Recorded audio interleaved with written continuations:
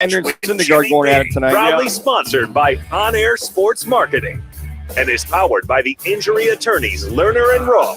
In Iraq and need a check? Make one call, that's all. 602-977-1900. And always online at lernerandrowe.com. Now time for Calling All Sports with Roc and Manuch with Jimmy B. On Fox Guys are hot. 910. Hey, everybody, welcome in. We say good afternoon to you as we are live at Twin Peaks in Scottsdale, right on Frank Lloyd, right on the corner. And everybody is in the house. Roc just made it in. He came in with his sailboat because the water on the 101 was all over the place. Snorkel, fins, yeah. the whole nine We got yards. floaties on. He looks good. You got to admit, though. Yeah. The best thing about this weather, Yeah. for us fat guys, sweatshirt. you get to just put on the big sweatshirt. That's what we got on. I got the jeans out for the first time this year. Me too. And it's like, it's awesome. You Yeah. just feel good as fat guys. You can wear sweatshirts. I wouldn't say fat, Rock. They say I've lost 20, actually. for the women, they say plus size periodically. That's kind of the why more we're not political talking about term, women. that term. How but, about pleasantly plump? Just overweight. I mean, You're not. just the fact that, it's kind of nice to hey, just put on a sweatshirt. it worked for Big Poppy. Chill. As big as he was, knocking him out of the yard here and there and making things happen. But yeah, I mean, don't you agree? Yeah. There's so many, at least in my wardrobe, in my closet, there are more sweatshirts, pullovers that you want to pull out that you just can't wait to pull out in the summer. You're like, man, and it hits August. You're like, okay, September's almost here. I'll be able to bring it out. Then he hits September. It's still freaking hot. Yep. October is still freaking hot. Yeah. But, once you hit November, it's expected that you can put the sweatshirt on, the pullover.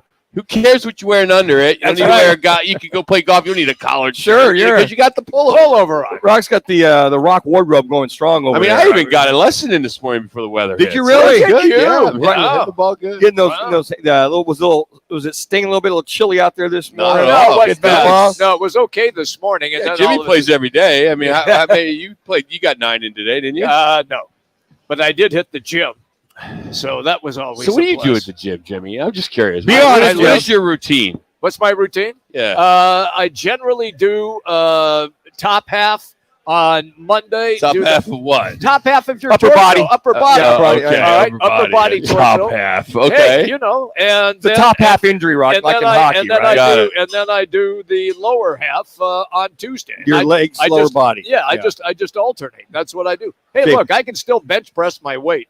You can? Yeah. Well, 125 pounds. No, you can- That's not 150. bad. 120. 150. Oh, you 150 now. Yeah. Are you really? Well, you Not- guys stop. well, it is raining. Soaking wet. Come on, When it's- 150. I am, man. Put the scale down. I'll stand on it. Wow. I can still do that, even for an old dude like me. Well, Jimmy, I think that age is just how you feel. That is true. I mean, I'm 45 going on 65. Yep, I mean, yep. you're what 35 going on 92. 102. Yeah, I mean, it's just all. But I'm glad you keep moving. Yeah, Keep working out. I do. You got to do that, man. Got to stay lubricated. You got that's a little more information than we needed, but you got to keep working. Keep those. Yeah, you got to keep those joints That's lubricated, it. Rock. That's I think what I'm that's what he was- saying. he I'm was not. getting at. I'm not. You old guys. I mean, your Our humor's a level little of humor is different. Well- like I know Jack's sitting here. He doesn't know what lubrication is. But hey, we anything that we can do to keep the bones, the neck, the vertebrae moving, whether it be with the CBD or the mint glow or so the funny. Bengay. The guy at our locker, at the club, he's Right. like, he goes, "Hey, Rock, just to let you know, I put in some Advil and some Band-Aids and some ibuprofen in your locker because I know you're going to need it." Like, you son of Wow. a, and I'm like one of the youngest guys at the club. Oh, sure, yeah. Gainey's an older Sure, membership, yeah. Right.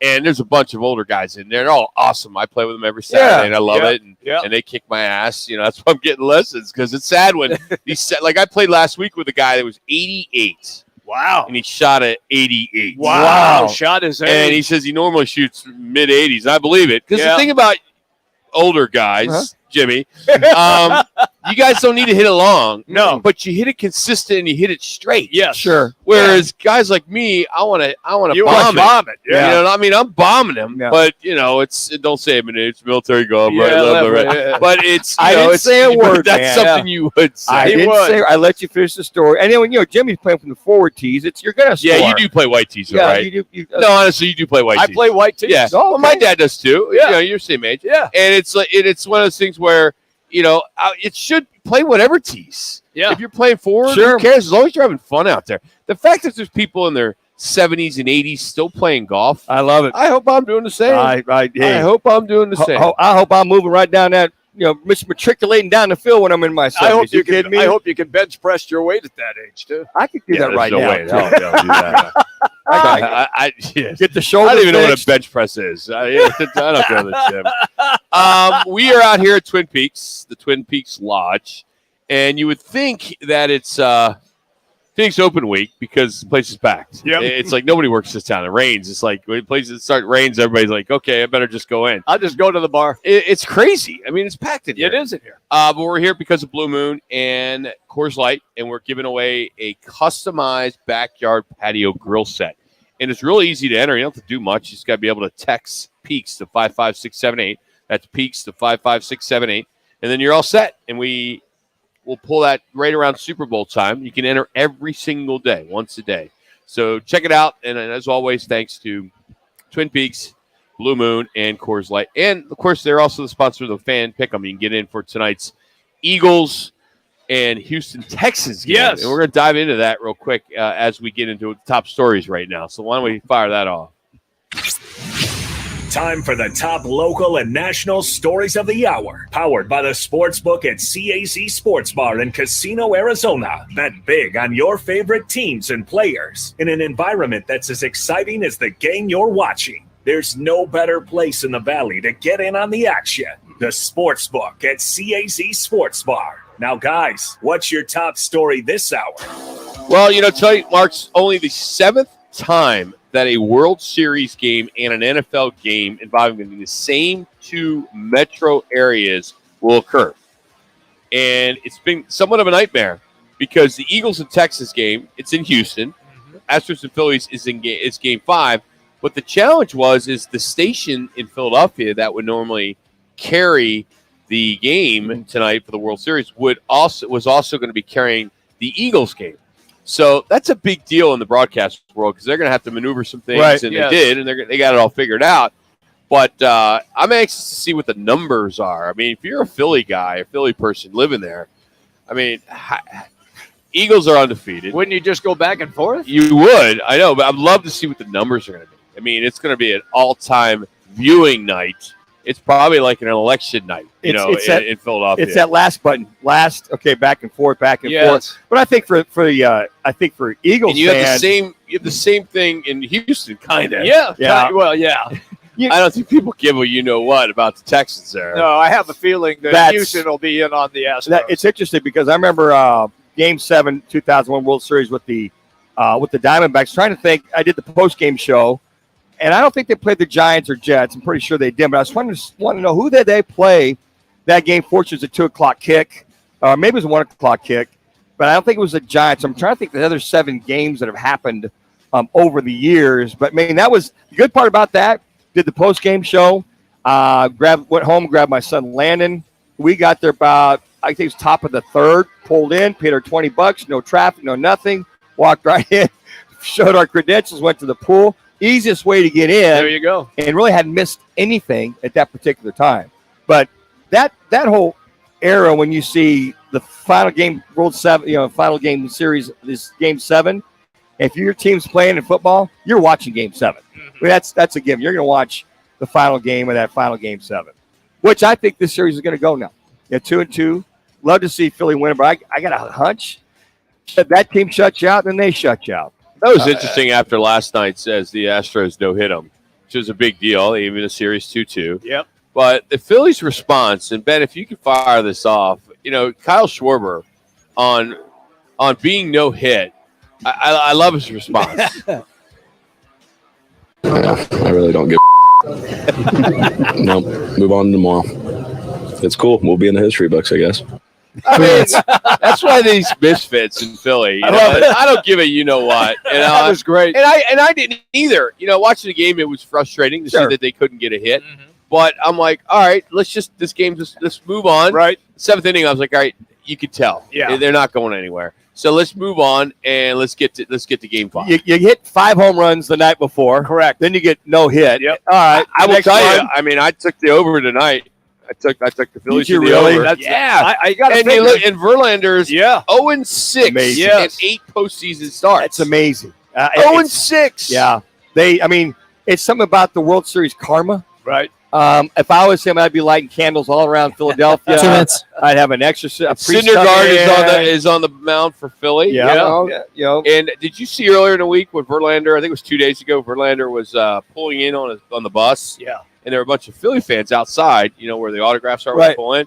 And what did Verlander do? He flipped them off. He did. Philly fans love that stuff. Yeah. I mean, I do. I mean, bring it on, Verlander. You just wait. You just wait for Verlander. it. 7. You want to get the fans riled up? We got you. We'll be ready for all that. Where are you on the no hitter? Because I saw on Twitter everybody was complaining. Well, it's not really a no hitter because it was combined. Well, I don't think was a no hitter. It's in the record book. I No hitter. Second one. I didn't see him complaining. I thought that there was a different feel. I thought they all respected it. I saw a lot Who's of they respected? Yeah. Well, everybody, Twitter pundits, the Major League Baseball guys were like, well, it's just a different feel. A lot of folks, I kind of fall in that category. It'd be really neat to see one guy like Don Larson. That would be awesome. To see that That's one why guy. I don't think it's that big a deal. I mean, it is a big deal. Don't get me wrong. It's the second one in World Series history. All right, but it was by is it committee. the lead story? It's I mean, by is it committee. everybody's lead story? No, I don't think it is. Every single show didn't lead with that. I think if it had been a Game 7, it might have been the story, obviously. But I think for me, it was like, okay, they did it by committee. Now, he'd thrown 97 pitches in 6 innings. He was probably gassed. unbelievable. He was great. So, but it just, hey, I admire it. I think it's awesome. But if it had been one guy to throw a no-no in a World Series, then that has, I don't know, more juice to it. Well, of course it does. But I totally respect that. I don't think the guys were downplaying Jimmy. I didn't see anybody going, I didn't I mean saw anything. people complaining about it all over Twitter last See, I didn't night. see anybody really complain. Yeah. Like I said, I don't really think it was that big a deal. I mean, it's a big deal. Don't get me wrong. I mean, No, statistically, I know where you're going. but it's like, and I'm not saying it because I'm a Philly fan. I mean, if it was flipped the other side and the Phillies did it with 4 or 5 pitchers, I don't think it'd be that big a deal. The But series is 2-2. yeah, I mean, I think if it was, to Manuch's point, if it was the game winner, it won the series. Yeah. Then I think we have something. Hey, our top stories today are brought to you by the new sports book in the CAZ Sports Bar, now open at Casino Arizona. We're there every Monday night, and Take the Points is there every Saturday. So good stuff there. Well, coming up, we're going to dive into this Cardinal-Seattle Seahawks game. We'll break down the offense versus the defense. We'll go back and forth on that, as it's kind of like I would say, Manuch's clipboard report on a Thursday. Yes, sir. Thursday Absolutely. version. Yeah. And there no criteria, but it's There's criteria. Oh, there is? There's rationale reasoning there, Rob. Oh, this ought to be I'll entertaining. break it down for both you knuckleheads. You really think that, Jimmy? Because I could go to the bar. I know. I'll be fine. Why don't I just go with you? We'll just why don't we go? I'll buy. All right. All right, Jackson and Manuch. There we go. There next. Yeah, on Roc that's right. and Manuch with Jimmy B here on Fox Sports 910. We're live from the Twin Peaks in Scottsdale. Get the hell out of here. Tomorrow on The Drive, did the Cardinals come close to making any trade deadline deals? Plus, can they get revenge on the Seahawks? And what do you need to know fantasy football-wise? Ian Rappaport, Kent Summers, and Jason Moore. It all starts at 6:05 on The Drive, Fox Sports 910, and your free iHeartRadio app. Looking for a new backyard patio set? Roc and Manuch with Jimmy B have teamed with Twin Peaks and Coors Light for your chance to win a customized backyard patio with a premium travertine top worth over $7,000. For your chance to win, text PEAKS to 55678. You'll receive a confirmation text. Standard message and data rates apply. Again, text PEAKS to 55678 or enter at any of the 4 Twin Peaks locations. Wright Toyota, the #1 volume Toyota dealer in the state of Arizona, ensures you a buying experience that will exceed all your expectations. Check it out for yourself. Located just off the 101 on Franklin Wright Boulevard in Scottsdale and online at wrighttoyota.com. Saturday, it's college football, and AZTV Channel 7 has your front row seat to all the action. Big-time plays, big-time bands. It's college football at its best. Saturdays on AZTV Channel 7. For more, check out aztv.com. Get ready for the smartest bundle in streaming. 6 streaming services for the intellectually curious, featuring Curiosity Stream with the best collection of documentary films and TV shows, Psalm TV, and great stories from the world of wine. Taste Made for the fun side of food and travel. Topic with the best thrillers and crime stories, and so much more. From nature to history, technology to food, mystery to adventure. Get 6 streaming services for one low price and less than $6 a month. It's the best deal in streaming. Learn more and sign up now at smartbundle.com. Yeah. My milkshake brings all the boys to the yard. Fox. And they're like, it's better than yours. Spilled your milkshake? Quick, the quicker picker upper. Bounty picks up spills quicker. And each sheet is 2 times more absorbent, so you can use less than the leading Ordinary brand. So you can get back to your milkshake.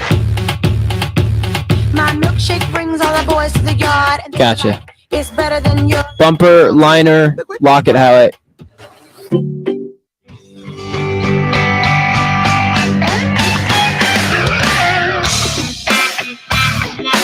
Meant for mornings. The Drive with Jody Ayler. Listen tomorrow, 6 to 10 on Fox Sports 910. They're throwing it around the yard when you thought they'd be running. Double move. Guys are hot. 5 seconds. On the sideline, in for the touchdown.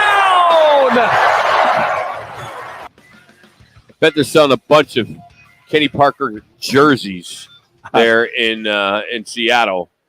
And as well as I think maybe the return of the Tyler Lockett shirts as well, as the Seattle Seahawks team is playing some pretty good football right now. So the Cardinals will have them on Sunday, and I'm anxious to see what they can do on this one.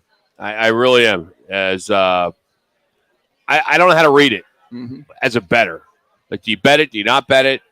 It's a toss up because I think Arizona could go in there and beat them by a touchdown or two, but no one thought Seattle was going to be this good.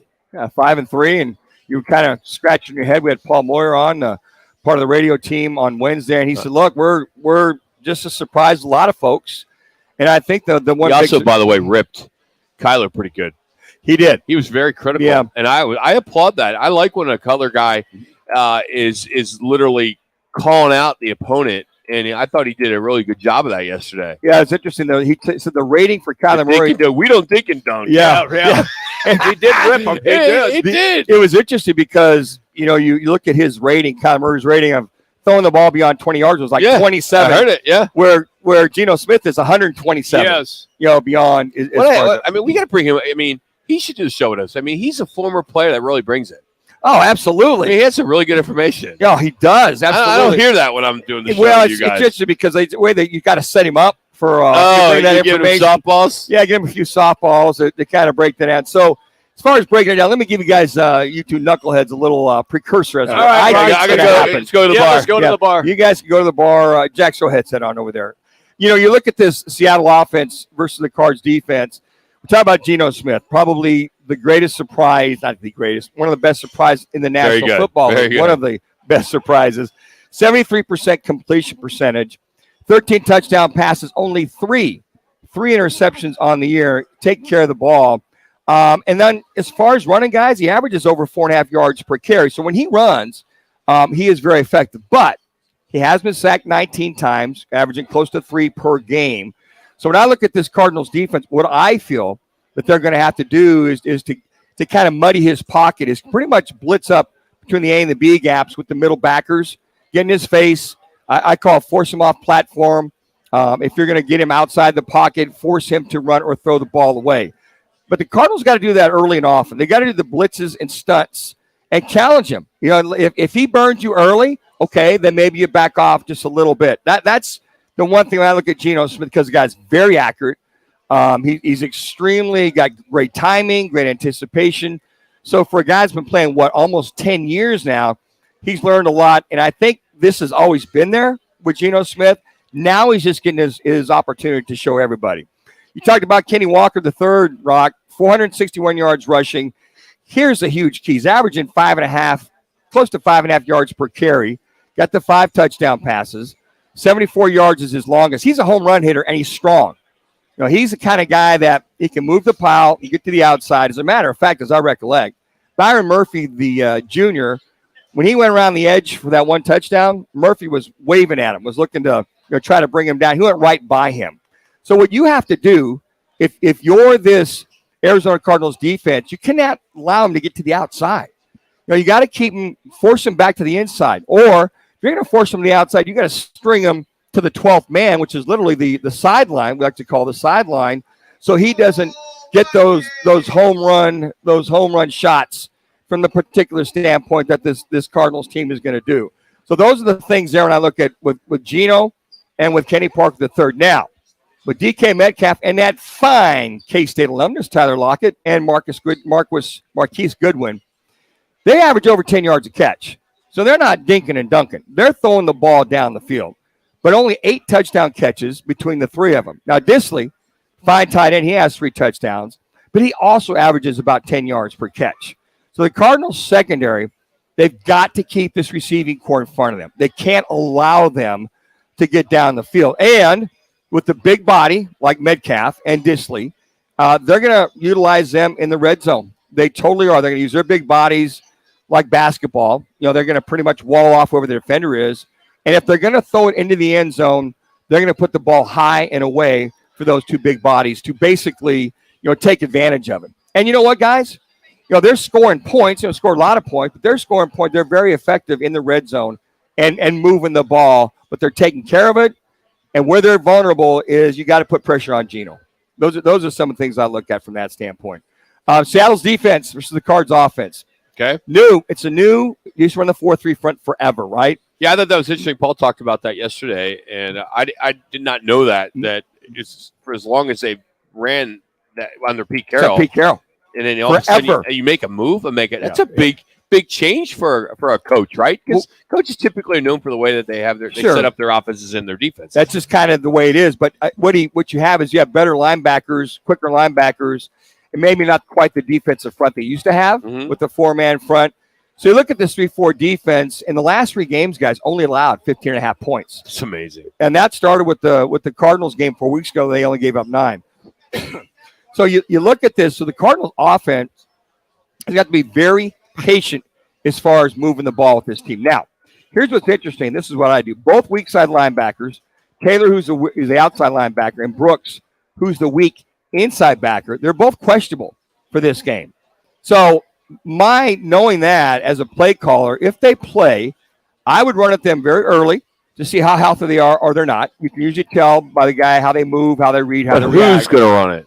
Well, I think that if we know if James Conner's going to go. Know. He's still game time decision. Can you make a call for me, Manuch? Because I really need to start him this week in my fantasy, going against the home records of Kevin Rowe. I'm on a 4-game winning streak, and I really could use him. I've lost half my team to injury. I did too. That's why I'm hoping James Conner's back. I don't have anybody to fill in. Got to run the ball. Let me get right on that. I think it's going to be Eno. Make a call. Yeah, Eno and Graham, I think, are going to be the other combination. Okay. But I would run to that side. I'd set my lineman to go into the second level to try to pick those guys off. It's going to the left side. And also I would boot and waggle Kyler Murray to that way too, just to kind of see, how they react, how they read as far as getting your offense and making sure that things, if they're healthy, that's a good way.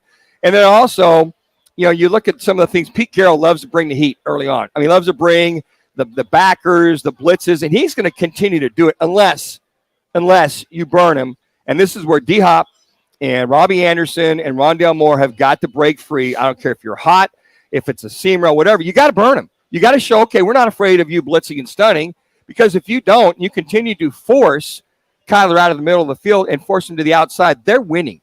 They're going to win that battle. And the other thing, too, is I think like the first drive we saw in Seattle, you got to focus on first and second down success. You have to stay, pretty much ahead of the chains. You got 3rd and 3, 3rd and 4, manageable third down, conversions. This team has got to win that third down battle. They got to be, I think, at least 50% if you're going to beat the Seattle Seahawks team. And in that lies time of possession. You keep them off the field. They can't get the home run balls. And you're going to have to really get every point you can, field goals, whatever, and convert in the red zone. So it's going to be a tough game. slobber knock, but if the Cardinals can adhere and finally play a clean game. We almost got through a week. Almost, Jimmy. I know. Slobber knocker. I know. Word. By the way, thanks for the beer. I appreciate it. You got it, man. Glad it's the non-alcoholic beer right that's now. it. Yeah, we'll get to the Coors Light Blue Moon after the show. I got to tell you guys, if we continue to see play clock mismanagement, using all your timeouts before you have your last 2 drives of a half, having a delay game after coming out of a timeout, legal procedures, just the mental mistakes on and on and on. I got to tell you what, Cliff Kingsbury is going to either have to sit down and talk with his boys or something's got to happen because this can't continue week in and week out. I've never seen a 4-year coach with a 4-year quarterback and the experience to continually have these gaffes week in and week off. So hopefully if the Cardinals can play a clean game, stay focused, stay diligent, they should be able to win this game. Nice shot, Manuch. Want to get away? How about Hawaii? Yeah, it's not too late. Roc and Manuch and Jimmy B, we are giving you the chance. Sign up for the Twin Peaks annual football picks contest. It's at fanpick'em.com. It's courtesy of Blue Moon and Coors Light. Just head to fanpick'em.com, get in your weekly picks, and you can get in there to hopefully win a trip to Hawaii, or you can take the cash, which is 5 Gs. Each week, we give away $50 man cards from Twin Peaks as well. So jump on that if you would. As this past week, it was Brian Schwanenberger from Mesa. There you go. He was our winner. Good job. So Schwanny got it. Yeah. So Schwanny, I like it. Took care of business this week. So get in. Go to fanpick'em.com. Well, the Commanders, their owner, he's exploring a potential sale of the team. We talked about it yesterday. But they are being investigated over some alleged unlawful financial conduct. So how bad is it there in Washington? We got some report on who could be the first African-American owner in the NFL. I'll tell you about that too. But the sports professor is going to break it down for us, Rick Horo, as we continue from the Twin Peaks in Scottsdale. This is Fox Sports 910. What's trending on Fox Sports 910 Phoenix? The Cardinals have made a slew of moves, signing defensive lineman Tristan Hill, linebacker Kamu Grugier-Hill, releasing kicker Rodrigo Blankenship, and placing running back Darrell Williams on IR. Sun stars Devin Booker and Chris Paul have joined an investment group that bought a stake in Mitchell & Ness Nostalgia Company. The Suns host the first game of a back-to-back against the Trailblazers tomorrow night. Their only loss on the season thus far was in Portland October 21st. And Arizona State is back in Tempe to host number 12 UCLA on Saturday. Arizona has a date with number 14 Utah in Salt Lake City. And NAU welcomes FCS number 2 Montana State to Flagstaff. I'm JD Haffern on Fox Sports 910. Available everywhere on the free iHeartRadio app. CAZ Sports Bar at Casino Arizona isn't just the Valley's home for sports anymore. Now we're also your new home for sports betting. And we're serving up everything you're hungry for. Non-stop action, fan favorite food, the coldest beer, and the hottest picks. See every game on our 46 spectacular 4K screens and 2 theater-quality projection screens. The Casino Arizona Sportsbook and the CAZ Sports Bar. We're your home for sports betting, Arizona. Are you living paycheck to paycheck only to find yourself going backwards financially each month? Nobody wants to file bankruptcy, but at many times, it's the best choice. The credit industry wants you to believe that bankruptcy is bad and that it will destroy your credit forever, but that's just not true. In most cases, filing bankruptcy can improve your credit. At Lerner Rowe Law Group, our bankruptcy lawyers only work on bankruptcy cases, and we can file your bankruptcy with $0 down. Lerner and Rowe. Manuch. Call 977-1900. Hey, anyone? Horo is not answering. He keeps sending me right to voicemail. Quick, the quicker picker-upper. Bounty picks up spills quicker. Tell me, got a minute.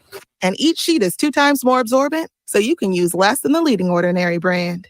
So you can get back to your milkshake. My milkshake brings all the boys to the yard, and they're like, it's better than your Bounty, the quicker picker-upper.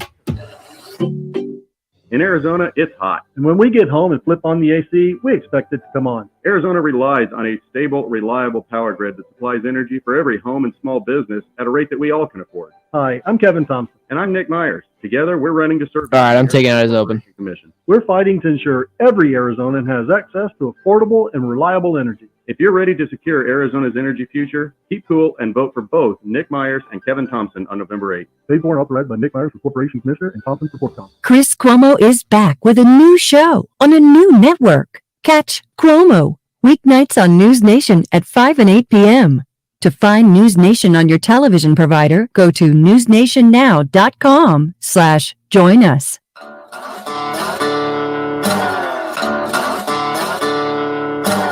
Guys are hot. Roc and Manuch, Jimmy B out here at Twin Peaks in Scottsdale. Hope you're having a wonderful afternoon. I love this weather. Yep, it's great. Sweatshirt weather. I want to go back to something earlier this week. I didn't have an opportunity to talk about it yesterday, but 6 new people were inducted in the Arizona Sports Hall of Fame Tuesday night. And I was fortunate enough to be part of hosting the Pedro Gomez family. If you remember Pedro, he was with the Arizona Republic and ESPN. You know, he covered Barry Bonds every single day, did every single hit on ESPN, and they also inducted former Phoenix Mercury player Jennifer Gillum, she's amazing. NAU basketball player Petty Kennedy, who was a big hit Tuesday night. Also, Seton Catholic Preps girls basketball coach Karen Self, who is the GOAT, literally the GOAT. She is in basketball, and then the late Michael Kennedy from Gallagher and Kennedy. And then the big one was Larry Fitzgerald. And it was great to see the support Larry had there. Michael Bidwell was there, and the Bidwell family, the kids. You had Rod Graves, Steve Keim. Rod Graves was there. Rod made it back. Yeah, Good for him. And he got up. He was the last one, of course, and he just did a tremendous job. And hats off to all the volunteers and the folks that run. Nikki Bowich, who runs the executive director of the Arizona Sports Hall of Fame, and I had not been to that event. And, you know, myself and you, Manuch, have been executive directors of the National Football Foundation, and we've put on banquets, and we know how much work it is to put them on. But this event was just absolutely amazing, and I just was floored by it, and just the amount of people that were there. And I ran into so many people that, you know, everybody knows Manuch, which is great. You know, hey, tell Manuch I said hi. And, you know, I get it. All right, I can run, but I can't hide, Jimmy. Oh, it's like, you know, hey, where's Manuch? I'm like, dude, we don't hang out outside of 1 to 4. That's it. I said, you know, but hopefully someday, Manuch, I hope you get that honor. Thank you. I appreciate it. Because, you know, what you've been able to do in this community, and, you know, watching the videos and what they've been able to put together for all these different inductees over the years, it's amazing how big a state this is. And you tend to forget how big we really are and what a big sports state we are. And now, of course, Larry Fitzgerald calls this home, and what he did with the Cardinals. But he did address the fact that, you know, he hasn't officially retired. Oh, really? And, really? You know, he's got a lot of things going on. You know, he's doing the television stuff, and he's got ownership in the Suns. And, you know, he got up and he kind of talked about it a little bit, but he basically just addressed it in a way that, you know, I'm not 50, 60 years old when most people retire. I don't want that tag that I retired. And I don't think he'll ever retire from anything, is kind of what his point was. So even if he was in a different profession, I don't think he's the guy that wants to retire. He doesn't want that tag. Sure. You know, whereas there's many of you out there that you can't wait to retire.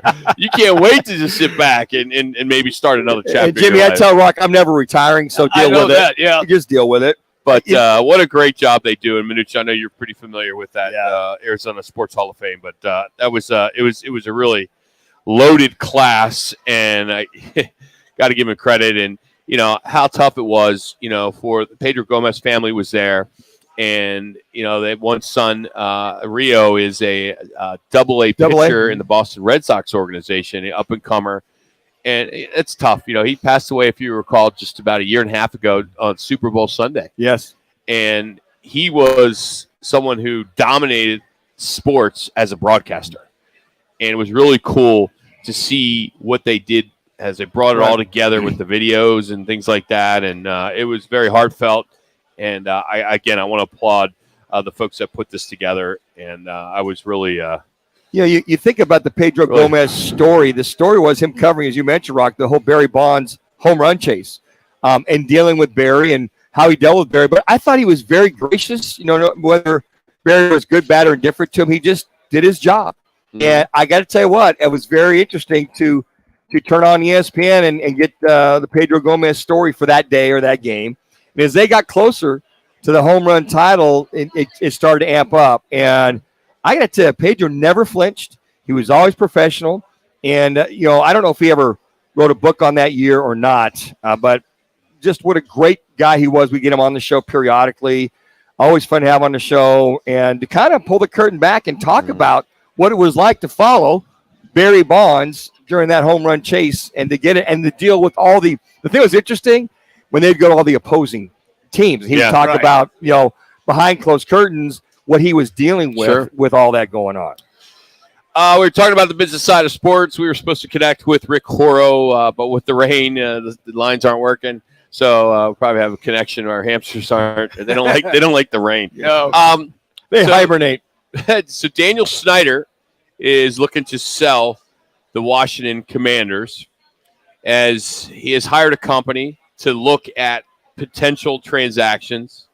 Statement came out that he remains committed to this team, but of course he's dealing with the allegations of workplace misconduct, which sounds similar to what we've heard here for both the Coyotes and the Suns. Yes. It seems like this has been a theme of the last few years, that we're hearing more of this workplace misconduct. Some of it could be true. Some of it could be embellished. Who knows? I think there are some. I'm going to say it. There's a younger generation that I think are a little softer when it comes to the workplace. Manuch, you were an HR person. I got to say, but words are words, Rock. I understand that, but we don't know what the words are. Yeah, but the allegations are aplenty, and I think, and I think with the NFL owners, they've garnered a lot of information. The NFL's doing their whole thing. The NFL owners feel they personally have enough information with this whole Daniel Snyder thing, whatever you want to call it, that if it seems as though they pretty much are pressuring him to say, hey, look, Daniel, if for the sake of all of us owners and for what you have, it's pretty much a scenario where if they force him to sell or not is yet to be seen. But I think they're hinting at Daniel Snyder, said, look, it'd be for the best interest of you in the league that you look to at least look into selling this team before all this other stuff starts to come down. You go to trial and everything's unearthed. They pull the curtain back and you see all this, and then there's more embarrassment. So I think that's the gist. I think what the owners would like to see, especially when Jerry Jones. He'd love to see him move this team. Some other news: Kansas has suspended Bill Self. The University of Kansas is issuing their own self-imposed suspension on him. He has been suspended for the first 4 games, including the team's Champions Classic, which is against Duke on November 15th. High school. College basketball next week. Yeah. Yes. I know. I like it. I like it. It's here before you know it. Yep. I like the attitude that the ASU Sun Devils have right now. It's us against the world kind of attitude. They're not getting any respect at all, and hopefully that'll help. They need something. Yeah, you saw. I was watching the news last night. Watching sports. Talking about Bagley. So you're watching the 2-minute sportscast. It was that Philly gets 3:25 to be exact. But yeah, he echoed that. He just said, "Hey, look, nobody gives us any respect." He said, "Hey, we got a bigger, stronger, faster team with a big chip on our shoulder." I like that attitude. Sure. Okay, you got to carry that through the entire season. I was just going to say, you better put up some W's. Well, and that's the bottom line. That always sells. Close the deal. And I think with Bobby Hurley, who says this is his biggest team. We had a few transfers come in and guys that are looking to play versus sit on the bench at some of the blue blood schools that are out there. We talked yesterday briefly about Gonzaga joining the Big 12. It seems like there is some bigger discussions on that. We had reported earlier, I think Monday or maybe late Friday, that there was some talk of the Pac-12 would make a lot of sense. I think it would, at least for basketball and the non-rev sports like track and field and all those others. But Big 12, you got to give them credit. They're aggressive. Well, and Gonzaga's also talking to the Big Ten and Big East. Big East. I don't know if they're talking the ACC, but Pac-12 and Big East is what has been reported. Yeah, they've been engaged more talks than anyone else. And I think they feel, hey, their basketball program has enough clout, can carry them to a new conference. The only thing that, and Rock, you could address this more than I can, without a football program in tow, when they divvy up the pie for all those schools, let's say the Big 12. Just take a percentage. Yeah, that's what you do. All right, that's what I was and that percentage will be more than what they get in the West Coast. Yeah, the WCC, they ain't making nothing. They have nothing. That's correct. Yeah. But, this could trigger Gonzaga maybe starting a football program. But it would probably be an FCS anyway for many years. It would have to be that way. It's just too small. It's like GCU. I mean, a lot of people want them to have a football program. Right. We've seen how well Arizona Christian has done and some of these other small schools, but GCU, they got the money. Yeah, but it's hard. I don't know if they can. It's so hard to start a football program. It takes a couple of years just to put it in place. Took ACU like 5 years, and here they are, I think, 6 years in.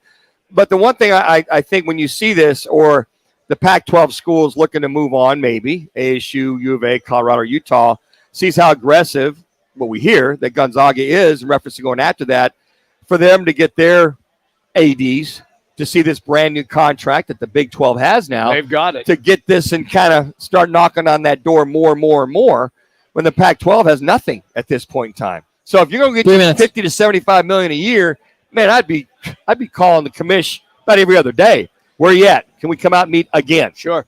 But with the CFP, the poll, Pac-12, right? Yep. Representing. Yep. It is. Represent. We're going to catch up with Ted Robinson from the Pac-12 Network. He'll join us in the second hour of the program. That's the 2 o'clock hour, and we'll discuss a little bit of that with him. But I don't know. I don't know if this helps their cause with the Big 12 or the Big 10 or whomever it may be, or the ACC.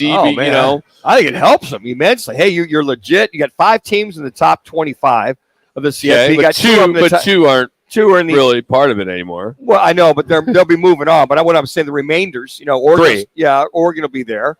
But Utah, here's Utah. I just wish I wish Arizona and Arizona State together could just be the first. Have some balls. Absolutely, have some balls. Absolutely, package deal. Here we go. We're going. Yeah, we're going. USC, UCLA are going to the Big 10. Maybe. Well, 2 minutes. I think it's interesting that California politically is trying to do everything they can to stay at UCLA. Imagine if that does happen. We don't know, Manuch. They can't hold them hostage. They can't. Maybe they can. We don't know. Do you know that world? I don't. It's a state school, so they have some clout in that, meaning the government, where USC is a private institution. Exactly. So UCLA, it's UCLA, not Cal. Right. I mean, USC. But what if Cal, the California district or whatever it's called, does say, hey, all right, if you're going to do that, we're pulling all these grants, we're pulling all these tax rebates, we don't know the subsidies that the state gives UCLA. But if we have no idea. But if they're going to make enough money up by moving and getting that TV money plus whatever other residual effect they get to cover what they're losing, if that happens, if all of a sudden be interesting if the state gets political. Wouldn't it be kind of a fun story to talk about? Oh, my gosh. If the Bruins can't go? That would make it. That'd be an all-timer right there. They're being held hostage. Now, there'd be all kinds of lawsuits, I'm sure. Oh, yeah. That would be filed by UCLA to say, look, you don't govern us. We're part of a state school. If you want to pull those state funding, well, we're going to make above and beyond by going to another conference. Well, they'll kick in the money there, plus whatever other grants and aids we can get. I see this. Well, it ain't over yet for UCLA. And your point, Rock, USC's private. They can go do whatever they want. Correct. Hey, you looking for a new patio grill set? Well, here's an opportunity to win one. Just text Peaks to 55678. That's Peaks to 55678. You'll be entered to win a customized backyard grill set, courtesy of our friends here at Twin Peaks, Blue Moon, and Coors Light. You can enter daily. Standard message and data rates apply. Coming up, our Valley Chevy random facts of the day, as Miller Lite, believe it or not, is selling tree keg stands that turn Christmas trees into bartenders. Plus, it's National Sandwich Day, and I got a list of so-called sandwiches, and we'll have to decide if they are or they're not. Okay. A calzone? No.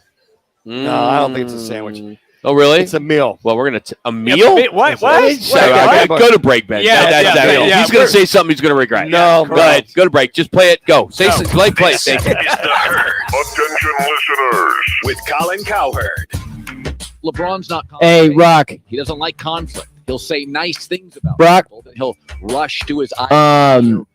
Random fact of the day, and this day, do you want it played right here, or do you want to cue me? Are taking advantage and quite literally don't appear to know what I didn't see your email. I'll go to it now. The Herd with Colin Cowherd. Wow. Tomorrow at 10. Listen to Fox Sports 910 anywhere on our free iHeartRadio app. Golfers, tee it up this fall at Vans Golf Shops for big savings. Save up to $150 off on Ping G425 woods. Upgrade your gear with discounted Wilson stand-and cart golf bags. And stock up on TaylorMade Distance Plus golf balls. Now 2 dozen for $35. Don't miss these items and more happening now at Vans Golf Shops. And get a free custom fitting today. Vans Golf Shops, home of the 90-day satisfaction guarantee. Or shop us online at worldwidegolfshops.com. What's up, guys? Jason Payne, owner of State 48 Roofing. You can find me on Instagram and Facebook. # sexy roof status. At State 48 Roofing, we are family owned and operated, born and raised in Arizona. We'd love to give back to our schools and community. Contact us at state48roofing.com. All right, come back with the bumper and then the National Sandwich Day bit. Powered by Twin Peaks and Coors Light. Win man cards every week that you can use at any Twin Peaks location. That's fanpick'em.com. What's all the huss about? Jeff and Leah Huss on Papago Orange Blossom. Papago Orange Blossom is our orange and vanilla wheat beer. It's one of Arizona's favorite first craft beers, dating all the way back to 2005 when this beer was created at Papago Brewing Company. It is a wheat beer with hints of orange and vanilla. You can find it pretty much anywhere beer is sold in Arizona. You can find it at findhussbeer.com, a true Arizona icon. That's what the Papago is about. Quality, family, pride, and beer. That's what the huss is about. Hi there, I'm your host, Dog, filling in for the human who's normally here and bringing you the smells and sounds of the holidays, courtesy of Beggin' Dog Treats. We wish you a begging Christmas. We wish you a begging Christmas. Dog rest ye merry Doberman, let begging you acquire. Yeah, I bumper, then the dry show opener, and then to you guys. Remember, for bacon-loving dog excitement, You want me to cut something? Just let me know. I'll get it.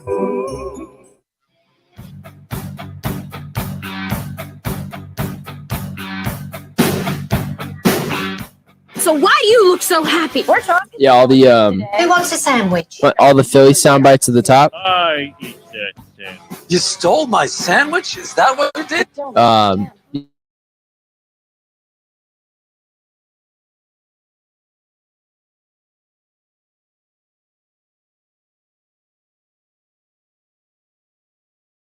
Day as we dive into On This Day, which is powered every day by 72 Sold, America's leading home selling program. There's no better way to sell your home than 72 Sold, the official real estate partner of the Cardinals, Diamondbacks, and Roc and Manuch with Jimmy B. For the easiest, fastest, most profitable way to sell your home, it's easy. Head to 72sold.com. Get a higher price, I should say, or get their price, our price, since we're part of them now, at 72sold.com. So it's National Sandwich Day. Yeah. And of course, some people question what's a sandwich and what's not a sandwich. Mm-hmm. So here are some results of a survey. Yeah. Ranked by approval, if it's a sandwich or not a sandwich. Okay. PB&J. Totally a sandwich. 98%. Totally. No question. Oh, No question. Breakfast bagels. No. I like 87% Manuch. Really? You got to get with the times. Oh, yeah. I guess. Burgers? No. How can you say it's not? It's not. It's. I think a sandwich on Sandwich white bread. Okay, White you bread. never had a hamburger with white bread? No, always on a bun. So that's not white bread?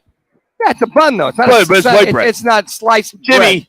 It's not sliced. wake bread. up. No. Is it bread? You got to be part of this conversation. I'm like stunned at what's coming out of the yapper of Manuch. Not a sandwich. It's a burger. You're wrong. Just You're wrong. All right. If America, 62% say yes. Yeah. And you just said if it's got white bread. Yeah. A bun is They got white bread. Who puts their hamburger on white bread? Sliced white bread. They put it on a bun. A lot of If I don't have buns, I use yeah. bread. You If guys I don't are have wrong. the bun. Go ahead, move on. You're wrong. Yeah, you guys are wrong. Avocado toast?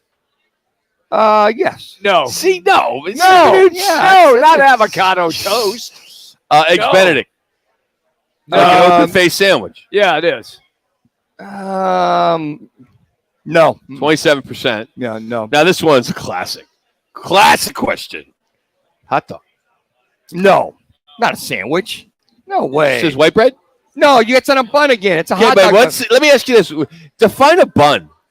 A bun is, what's it made of? Slice, everything else besides sliced. Okay, but what is What is it made of? Yeah, but it's wait, it's in a different form. It's who cares how you form it? So a burger, you can make it round, you can make it flat, you can smash it. Does that mean it's not a burger if it's only round? Well, how come the Mickey D's calls them okay? You go, hey, I want your sandwich. They call them Big Mac sandwiches. They don't. No. Right, we're right next to one. We could go right now and go take a picture. I don't consider it a sandwich. How about a gyro? That's a sandwich. There you go. Sandwich, yeah. Burritos? No. Tacos? No. Quesadillas? No. Wraps? No. Yes. No. 6% said yes. No. Calzone? No, absolutely not. What did you say a calzone was? It's a calzone's like a big old. You said it was was like a damn pizza, meal. It's a pizza turnover. You said it was a meal. It's a damn. It takes the whole plate. It's not a sandwich. Don't forget that if you're flying today or tomorrow in the middle seat, you can send a photo of yourself to Subway for a chance to get a coupon for a free footlong. That would pay off. If you're in no, 3 foot long, so you're saying for a $4 sandwich, if I got you'll sit in the middle. If that flight is is packed and I got to sit wherever, you got to give me. That's my reward. If I'm stuck in the middle of the flying East Coast or something like that for 3 hours, 5 hours. You better give me Subway for life. Hey, Miller Lite is selling these tree keg stands that turn your Christmas tree into a beer serving station. So it sounds like there's very limited supply. They go on sale tomorrow morning, next Thursday, I'm sorry. You just go to treekegstand.com. They're $50. And it'll be an easier way than ever to get hammered for the holidays. You can face plant yourself right into that Christmas tree. but it's break your fall. But they're $50. And they're pretty cool. And also next week, they're coming out with the beer ornaments. So basically, they're oversized ornaments that you slip a beer can into them, and they can drink right out of them. And it's pretty cool. Is it supposed to hang on the tree? Yes, they hang on the tree. They're really cool. It's going to pull. Google it. Treekegstand.com. Yeah. Okay. Yeah. Speaking of Christmas, for our random fact of the day, which is brought to you by Valley Chevy Dealers, the lead role in Die Hard was originally offered to Frank Sinatra. Yes. And since it was technically the sequel to the movie he starred in called The Detective, but he was 73 at the time and he turned it down. I could not see him doing all the stunt work, all that. That Bruce There's Willis no way did. that Bruce Willis. I mean, imagine seeing Frank Sinatra hanging off a building, cut glass, wearing no shoes, with his feet all cut up. What happened? Be awesome. Hey, Starbucks holiday menu lands today. It has no new drinks this year, but they did add a chocolate pistachio swirl cinnamon bun. Is that a sandwich? Yeah. Is that a sandwich? I don't know. No, it's not it's a bun. No, we can put on that bun. Little spread. Meanwhile, Dunkin' has a new cookie butter cold brew drink and a cookie butter donut and bacon, egg, and cheese option that comes wrapped in a pancake. So all that stuff's coming out. It's holidays now, right? Yeah, it is. It's good stuff. 26 years ago today, the late Kobe Bryant made his NBA debut. He was only 18 years old. 24 years ago, Jesse Ventura, I'll never forget meeting him one time. Me too. Was elected as Minnesota's governor. He only served one term. I interviewed him after his first professional wrestling match in Eugene, Oregon. Really? Yes. And just a few short years ago, my lovely bride was born on this day. November 3rd. Happy birthday. How does that tie in with Jesse the Body Ventura? Maybe they dated. The body. She's a heck of a Oh, the body. The body. The body. All right.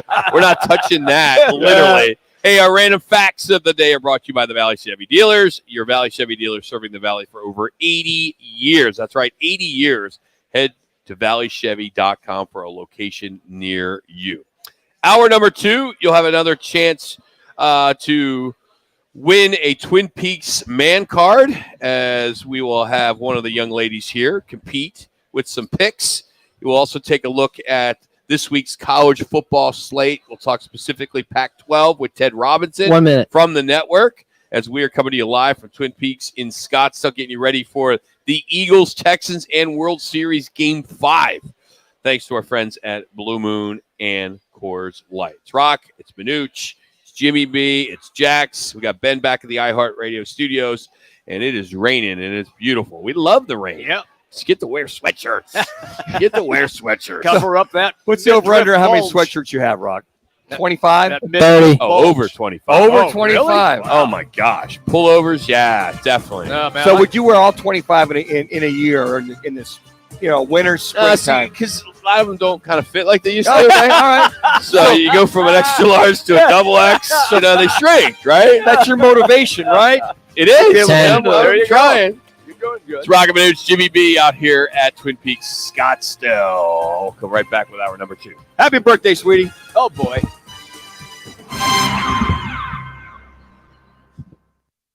Are you living paycheck to paycheck only to find yourself going backwards financially each month? Nobody wants to file bankruptcy, but at many times, it's the best choice. The credit industry wants you to believe that bankruptcy is bad and that it will destroy your credit forever, but that's just not true. In most cases, filing bankruptcy can improve your credit. At Lerner Real Law Group, our bankruptcy lawyers only work on bankruptcy cases, and we can file your bankruptcy with $0 down. Lerner and Rope is the way to go.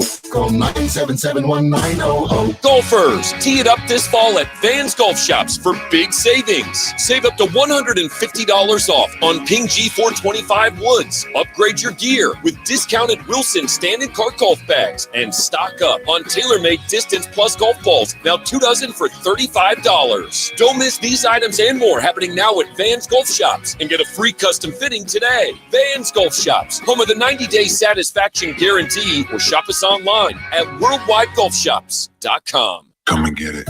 In just 2 minutes, an Oral-B electric toothbrush can change your mind about what a toothbrush can do. In just 2 minutes a day, its dentist-inspired round brush head cleans 100% better than a regular brush.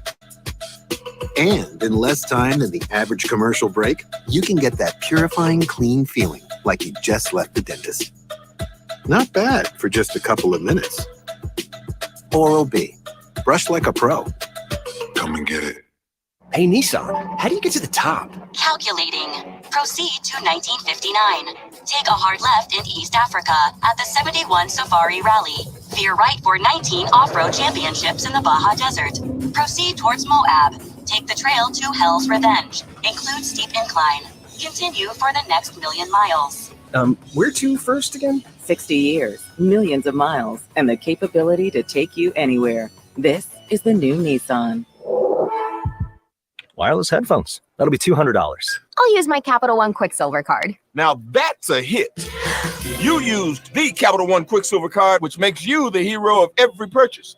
With Quicksilver, you earn unlimited 1.5% cash back on every purchase everywhere. I wanted running music, but unlimited 1.5% cash back is pretty heroic. Good instincts. Every hero needs a theme song. The Capital One Quicksilver card. What's in your wallet? Terms apply. See CapitalOne.com for details. Festivals, football, flannels. Some say fall is their favorite time of year. And this fall, there are now updated COVID-19 booster shots designed to help protect against COVID-19 variants. If you've had your primary series, schedule an updated COVID-19 booster shot appointment as soon as you're eligible.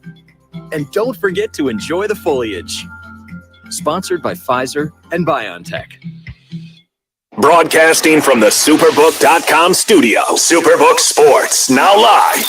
This is KGME Phoenix, KESC HD2 Phoenix, an iHeart radio station. Available everywhere on our free iHeart radio app. #1 for music, radio, and podcasts, all in one. Here's what's trending on Fox Sports 910. Sun stars Devin Booker and Chris Paul have joined an investment group that bought a stake in Mitchell & Ness Nostalgia Company. The Suns host the first game of a back-to-back against the Trailblazers tomorrow night. Their only loss this season thus far was an overtime loss in Portland on October 21st. Minute and a half. Cardinals have made some moves, claiming defensive lineman Tristan Hill, linebacker Kamu Grugier-Hill, released kicker Rodrigo Blankenship, and placed running back Darrell Williams on IR.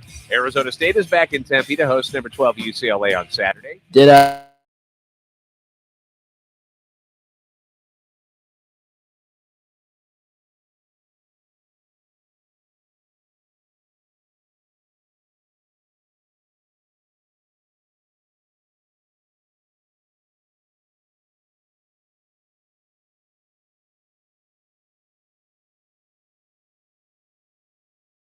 Suns Weather Center. For all your AC, plumbing, and electric needs, call Parker. For your Thursday, look for mostly cloudy skies. Temperatures only getting up to about 62 degrees. Pretty good chance of seeing some rain across the valley today. And then tonight, those clouds will be decreasing and those temperatures dropping into those mid-40s. For the Fox 10 weather experts, The Presley combined no-hitter This one. report is sponsored by Wendy's $5 Biggie Bag. Wendy's Biggie Bag is still just $5. Get a double stack junior bacon cheeseburger or crispy chicken BLT plus 4-piece nugs, small fries, and a small drink. Grab your bag at Wendy's today. Includes choice of double stack JBC or crispy chicken BLT with 4-piece nugs, small drink, and fries. U.S. price and participation may vary. Prices may be higher in Alaska and All Hawaii. right, guys, here we go.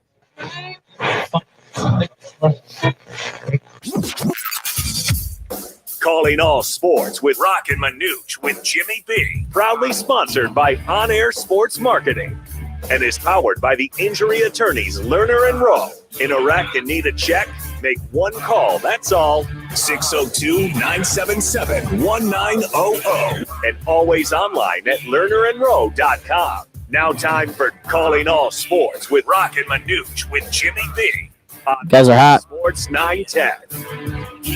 Hey, everybody, welcome back. Hour number 2, Roc and Manuch with Jimmy B. We are sequestered nicely here, and we are dry, which is a plus, hanging out in Scottsdale here at Twin Peaks, and there's already a good crowd on hand. And this evening we have the World Series game and also the NFL game. We'll get into all of that. But Manuch, I just want to know, Manuch, did you write the State 48? It's your question of the day. I sure did. All right, here it is.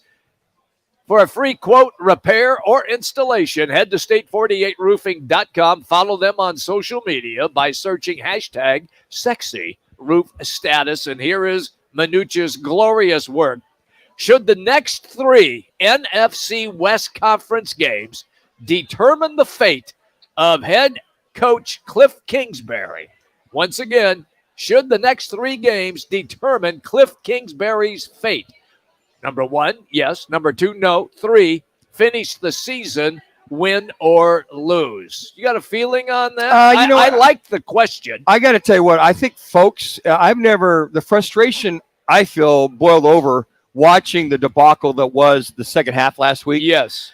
And as bad as the Cardinals played, yeah, they still had a chance. They had the ball 3 times. They couldn't go down and score and get a 2-point conversion. But, Jimmy, we're seeing over and over and over and over again, the broken record continues with the mismanagement, the play clock. We're not seeing a full game, a full 4 quarters out of this team. They're up, they're down, or whatever. So my whole process is, okay, look, if they lose these next 3, or they win 1 out of the 3, whatever it is, okay, and they continue to do the same things over and over in a bad way, unless they can get it corrected. So if you were to see the faux pas continued, and if you were to see this team lose, because these are interconference games, right? They are. They're interconference games. They're the 3 nemesis that you're going to have to beat once and or twice. If you lose the next 3, interconference is a game, set, match, because by that time, here you are 3-5. Next you know, you're going to be 3-9 at that time, 3-8 at that time. Yes. It's game, set, match. I think a lot of folks. You're done. I think a lot of folks say, okay, enough already. Okay. The experiment, this, it's not working. Now, if they were 500 or you saw the other team beat them convincingly, that's a whole nother story. Okay. But when you continue to shoot yourself in the foot, see the bad play calling, you see the timeouts, you see the penalties, you just see so many different things that shouldn't happen with a coach that's 4 years in, with a quarterback that's 4 years in. We're seeing stuff that happened in their rookie year. I agree with that. And the big problem with all this is, folks, is you brought Cliff Kingsbury in. He was not an experienced play-calling NFL coach, NFL experienced head coach. He was a college coach. Yeah, but this is his 4th year now. It's his 4th year. The problem was they brought him in as a rookie. So you bring him in as an inexperienced coach, all of a sudden he's going to grow with the team where you should have had an experienced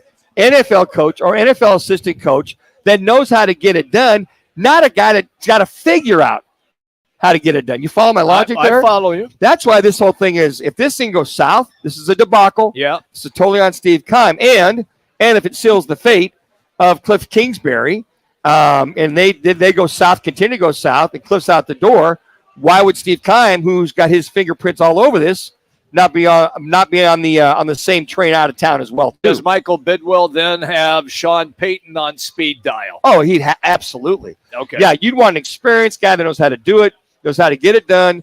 I see a lot of guys. It's funny because when we had Paul Moyer on the other day. Yep.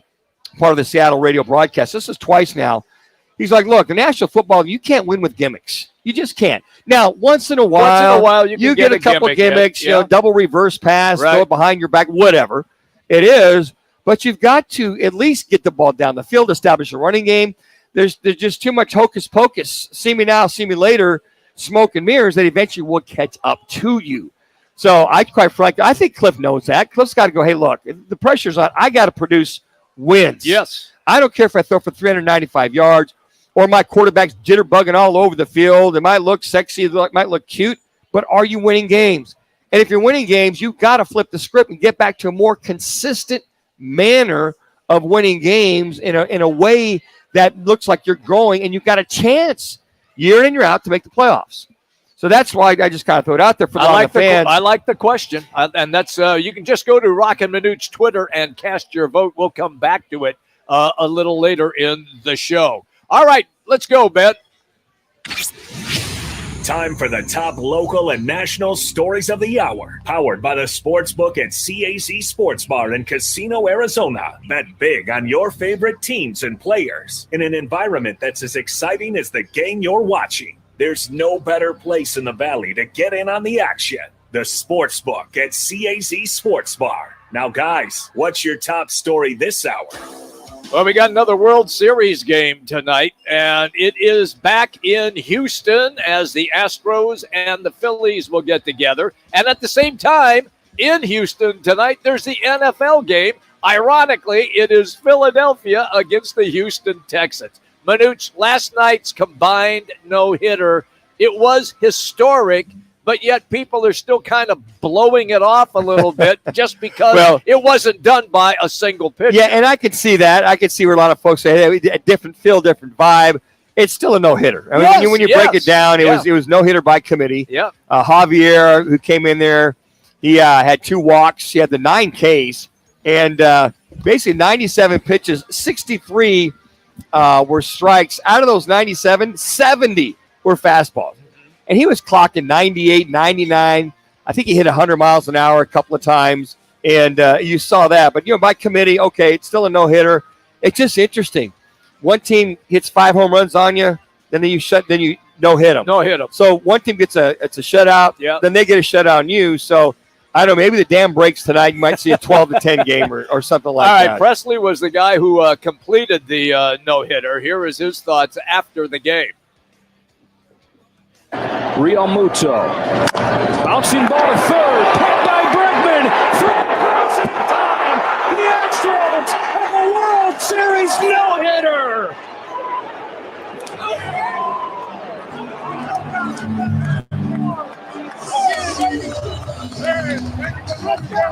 The second one in World Series history. So, how about play by Bregman, by the way? It was, by the way. Short hop that. Yep. Throw it off to third base. Thank first you to base. Fox for that. So after the game, Kyle Schwarber had a pretty interesting statement. We had to do true Philadelphia response. It was a true Philly response, Rock, and we had to do a little editing. So here is Schwarber afterwards. I really don't give move on tomorrow. It's cool. We'll be in the history books, I guess. That's right. That's it. There you go, Rock. Hopefully, be in history books with winning another World Series. Yeah, you love to. It's kind of I guess we're in it. So what we're gonna do? We're gonna come back tomorrow. Got to play tonight. That's it. You got. We're going against Verlander. Guys, not won a World Series game. We got Syndergaard, Plitchin. It's gonna be a good game. It might be a 2-1, or it could be a 12-10. I think Rock took the over. You took the over? The over. Well, you figure, they're taking tomorrow. Shutout. Well, they took yesterday off. They were so celebrating. Wait, 5 home runs. Spoken like a true Philly fan. They took the day so, off. Rock, you got them right where you want them, right? This is exactly, let's go out. Let's have a no thrown against us. Man, we'll kind of make them feel confident. Then we'll come back and they're all. I mean, I would say 3 minutes. Harper goes yard twice. Schwarber goes once. Listen, I mean, it's gonna be a Schwarber It's gonna be BP tonight. BP tonight. BP tonight Well, on those hey, Astros. yet they got the right guy. And then I'm flipping over, and the other Houston team that's playing tonight against the Philadelphia Eagles they're going to get beat by like 3. Take the over in all of them. There you go. I mean, it's going to be high scoring. Rock's advice. It'll all be about Philly tonight. I love to see that. I love to see the Phillies go ahead and crush them. Hey, if you're looking for the easiest way to sell your home and make the most cash, even in this current housing market, it's no surprise. We talk about it every day. 72 Sold. How can you not know by now? It is the easiest way to sell your home for top dollar. They've made the Inc. 500 list of the fastest growing real estate companies in America. You'd be crazy to sell your home any other way. They've been featured in Forbes, ABC, CBS, and NBC. And like Roc and Manuch and Jimmy B, the Cards and the Diamondbacks both chose them as their official real estate partner. So for the easiest, 2 minutes, fastest, most profitable way to sell your home, go to 72sold.com. That's right, 72sold.com. Get a higher price for your home. College football weekend. Great games. I don't know. I was going to say the opposite. No, There's one. There's one great There's game. one. And I'm not jumping on this I'm not drinking all that whiskey. I am not on Tennessee. I'm not either. I am not on Tennessee. Our intern is, but Well, we are that's why not he's an intern. on that. But the first college football playoff rankings, they're here as Tennessee got number 1, which is whatever. Yeah. Ohio State, then Georgia, then Clemson. They make up the top 4 spots. The big debate is, who is number 1? Who is number 1? We're going to dig into some of that as well as look at these games because all of it's going to change after this week. With Tennessee, Georgia playing, they should have just waited a week. Seriously. Drop Tennessee to about 8, 9 as they get blown out by Georgia. I mean, I just hope that Jax, when we get to our underdog, didn't take the underdog in this one. At Georgia? Yeah. At Georgia? I mean, he's like, hasn't won a game in fantasy. Yeah. He's like last place in our underdog.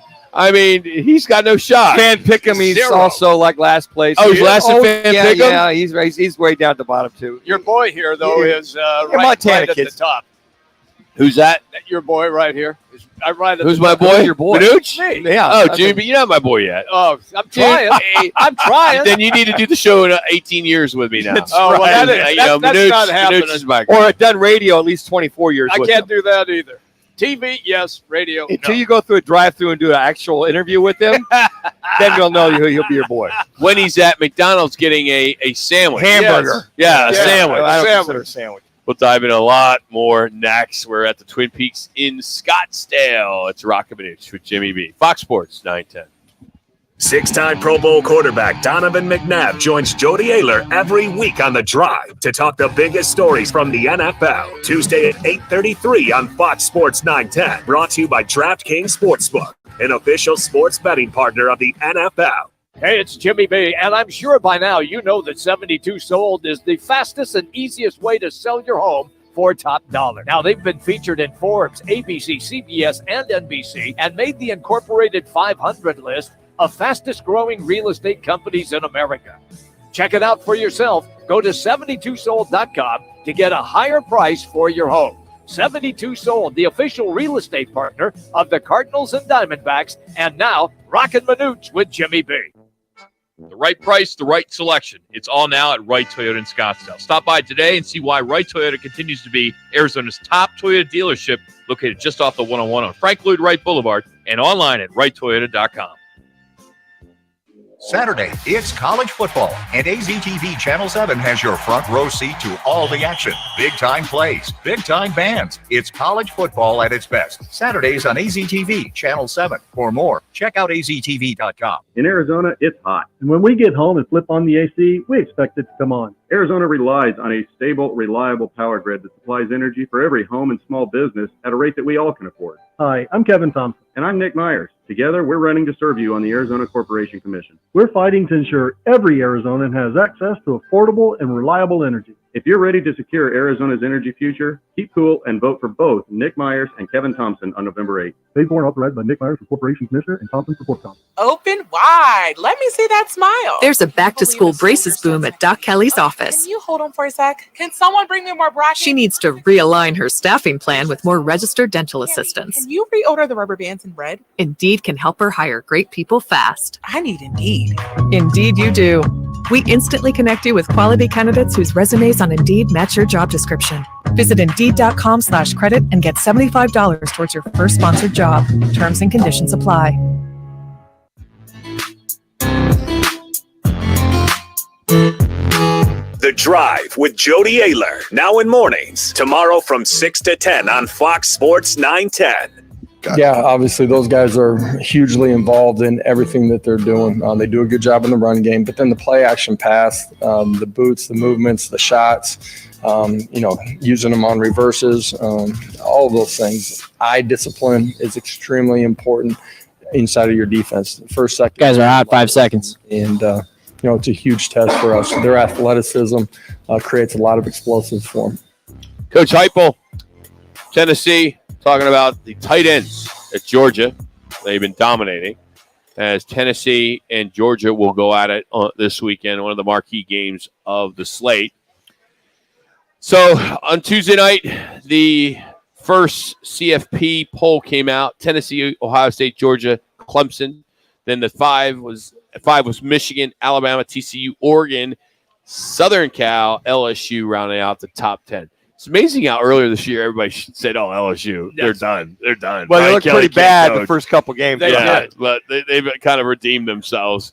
But there's a huge debate over number one. Is it Georgia? Is it Ohio State? Well, Tennessee got it. Seems like those three teams have the best chance to be number one when this is all maybe at the end. It depends on what happens this weekend, to be honest with you, with Tennessee and Georgia going at it. I mean, Tennessee just crushed Kentucky by 38 this past weekend. Mm-hmm. Ohio State, they've dominated every single team they've faced. Went to Penn State and put a hurting on the beat them by 13. Yep. Of course, Georgia, we know what they did. They crushed number 8 Oregon open the season with 46. Yes, exactly. But OSU and Georgia each have just that one win against a CFP ranked team. Mm-hmm. But I get it. Test this week. I'm not on Tennessee. I know many people are, and I get it. Maybe I should be, but they're going to Georgia.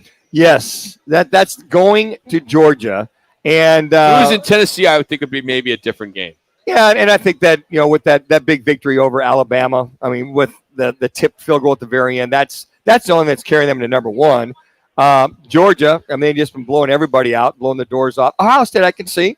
They're winning, going away. They look good. The eye test, too, guys, for a lot of these for the voters. That's why they're going, wow, they're blowing everybody away. Yeah, why? I don't understand why people got off Georgia so fast. Yeah. Because they still have the same quarterback that won the national championship last year in Stetson. I mean, the kid can play. They've got a couple of top-notch running backs. They can throw the ball deep.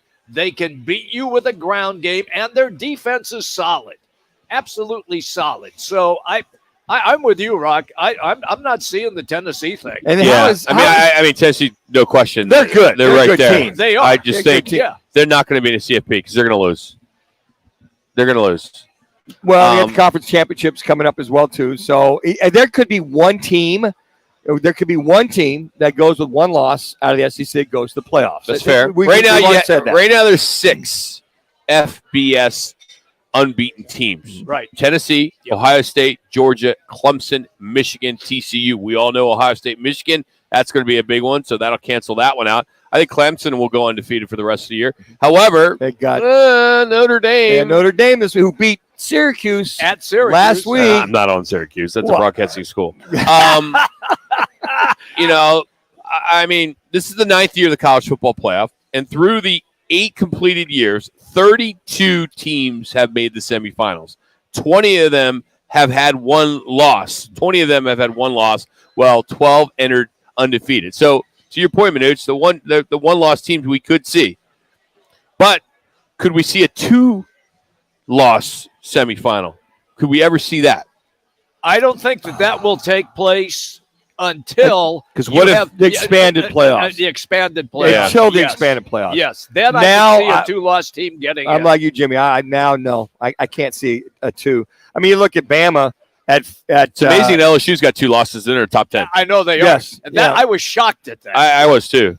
But you look at Bama, and, now LSU plays Alabama this week, so that could be 3, so we can stop talking about LSU. Yes, exactly. Yeah, I mean, a lot of this stuff will settle itself out, but I can't see number 2 losses moving on. But if LSU beats Alabama, then we can stop talking about Alabama. But Alabama will have 1 loss, right? No, 2 losses. No, they would have 2. I can't imagine not talking about Alabama I know, again, because if they win the SEC, that's great. I want chaos. I want total freaking chaos because this system sucks so badly. Well, the last 3 or 4 weeks are going to balance all this out, and I think you'll see the true teams going to the playoffs. I think you'll see the Georgias, Ohio States, the Clemsons, and I think maybe it's Michigan. They go undefeated all the way through, would cancel out Bama if they win it all out with the 1 loss. Because you can't put a 1 loss over a undefeated who wins the Big Ten. But if just can't. But no, I get that. But what they're saying is, if Oregon wins out and has only that 1 loss, they won't promote them into the top 4 to get in because they got destroyed by Georgia in game 1. So, Manuch, I know I should probably do this off the air, but I'm going to do it right now. I ran into Paula Bovin. Yes. Remember Paula Bovin, Yes. Arizona Republic? She just retired as on that committee. And I asked her, I went up to her and I said, hey, can you come on? We'd love to have you on and talk about the behind the scenes of how this is all working. So she retired from the committee. Yeah, so they officially have her on now. Yeah, she can come on, and she can only say so much. Right. But she can at least unpeel the onion to what really goes on behind the scenes. So what you just said, Jimmy, is no matter if Oregon wins out, they're not going to be in there. Correct. So I'd love to get her take on that. Yes. So let's try to get her tomorrow. Okay, we'll do. And let's. She said she'd love to come on. Absolutely. Big Dan Manucci Noted. fan. So week 10. She is. Here we are, college football. The schedule. Got one. And you think about thanks to the MAC, the mighty MAC, and I got to tell you.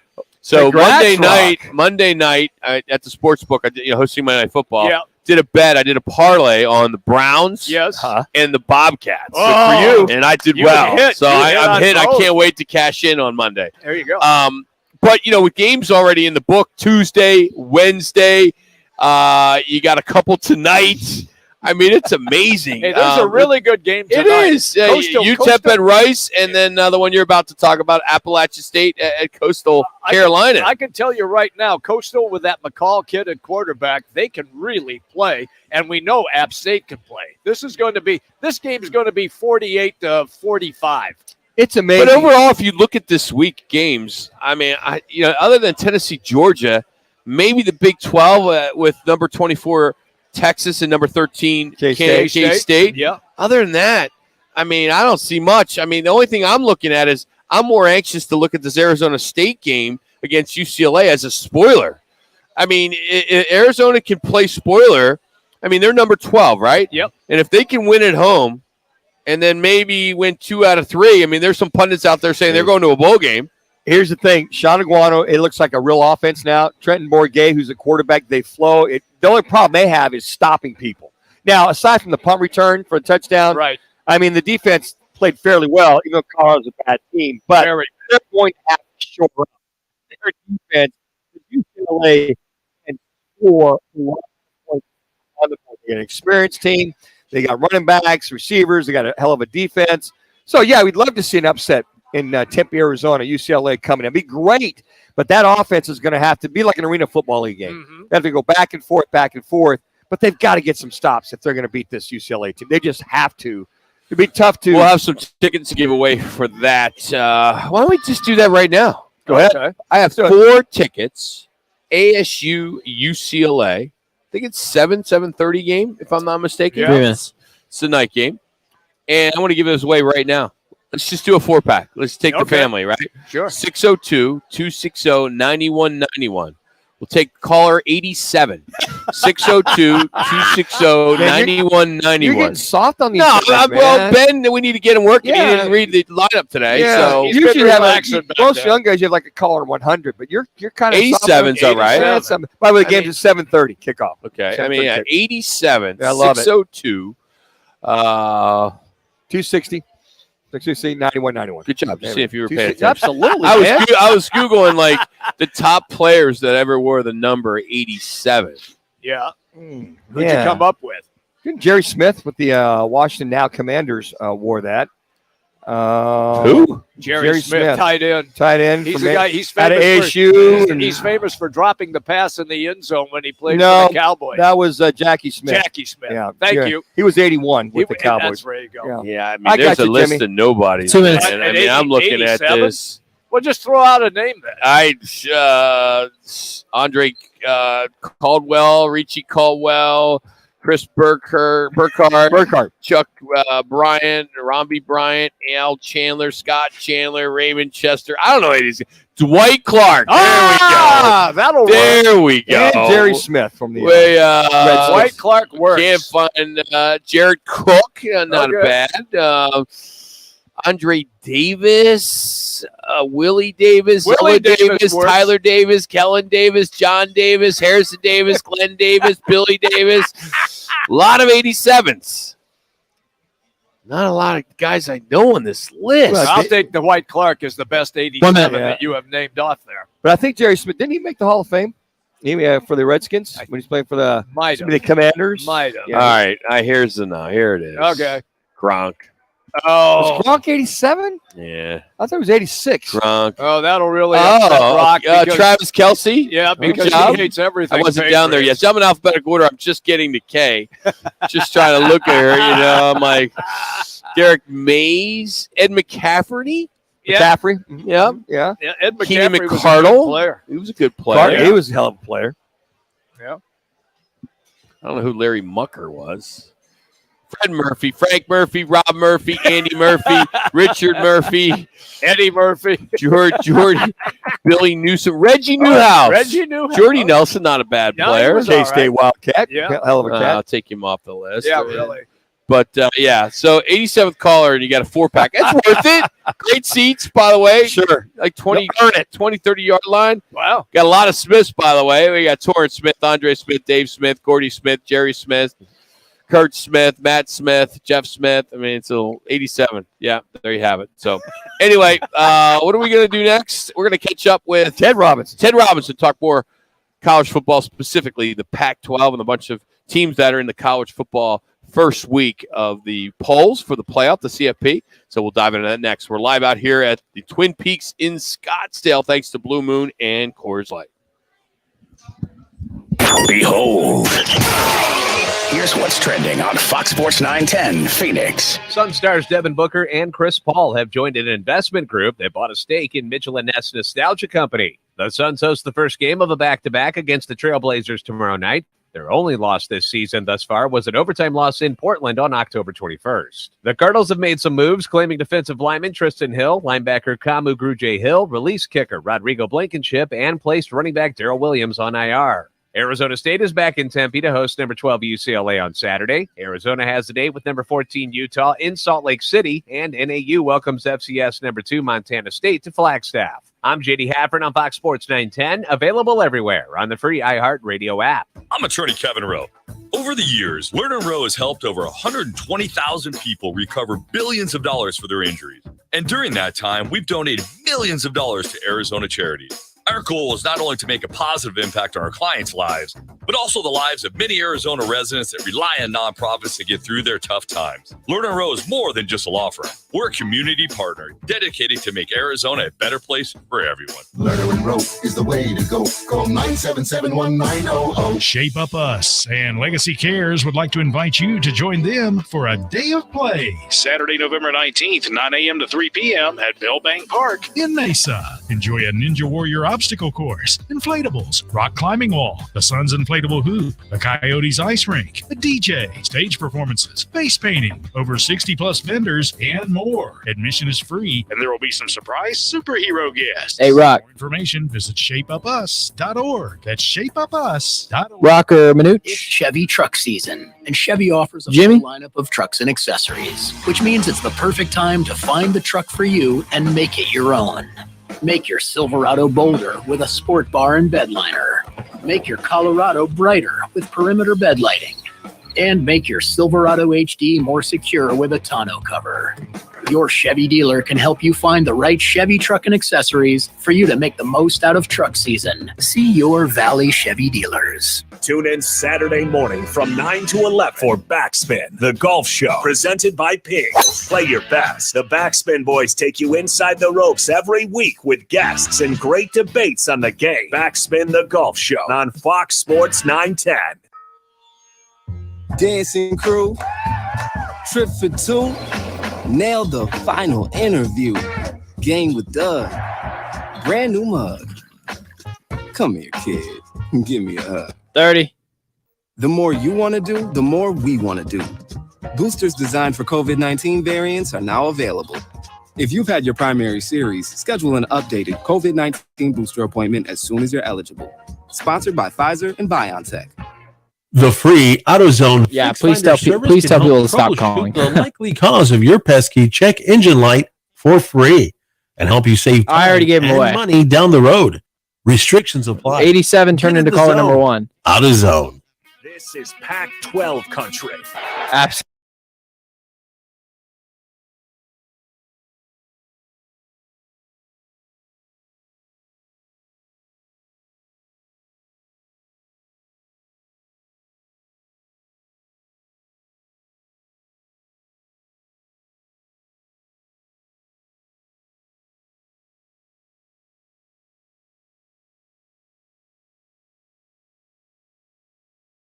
Show 91. Now keep calling. Keep calling. We're going to give away these 4-pack of tickets. That's right.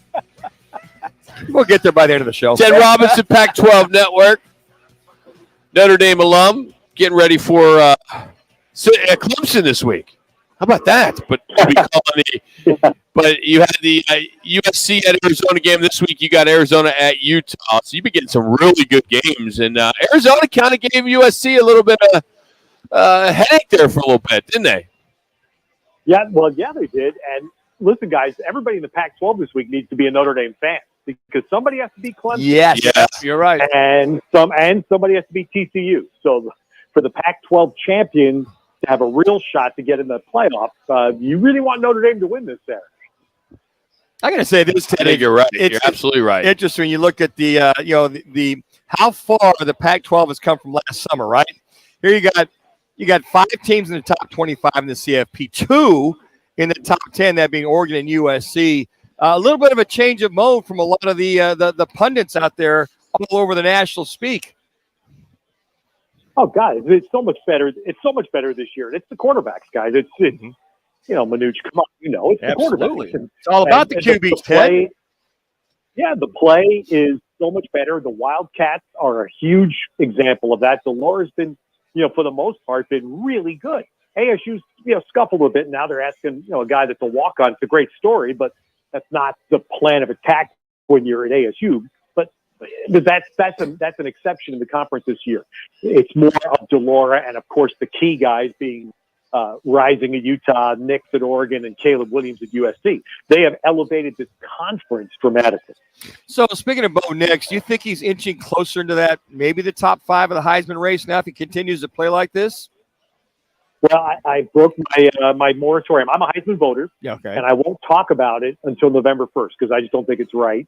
But now he's absolutely on my radar, and he would be right now a slight edge, in my view, very, very slight edge on Caleb Williams coming out of the pack. I just think Nix they've both been exceptional. It's not a negative. Nix's mastery of an offense in his first year, to me, has blown me away. I just had no clue. And remember, they lost a 3,000-yard running back in Travis Dye, who went to USC. Right. Oregon lost that guy, and their offense has scored 40 points, every week after week 1. And I think, Ted, what's interesting, what you just said there, potential Heisman candidates, quarterbacks in the same conference, and it's not all about the SEC, about the quarterbacks or receivers, whomever, that are in that same conversation that could be in the top 5. I'm just kind of prognosticating as how these last 3 games play out.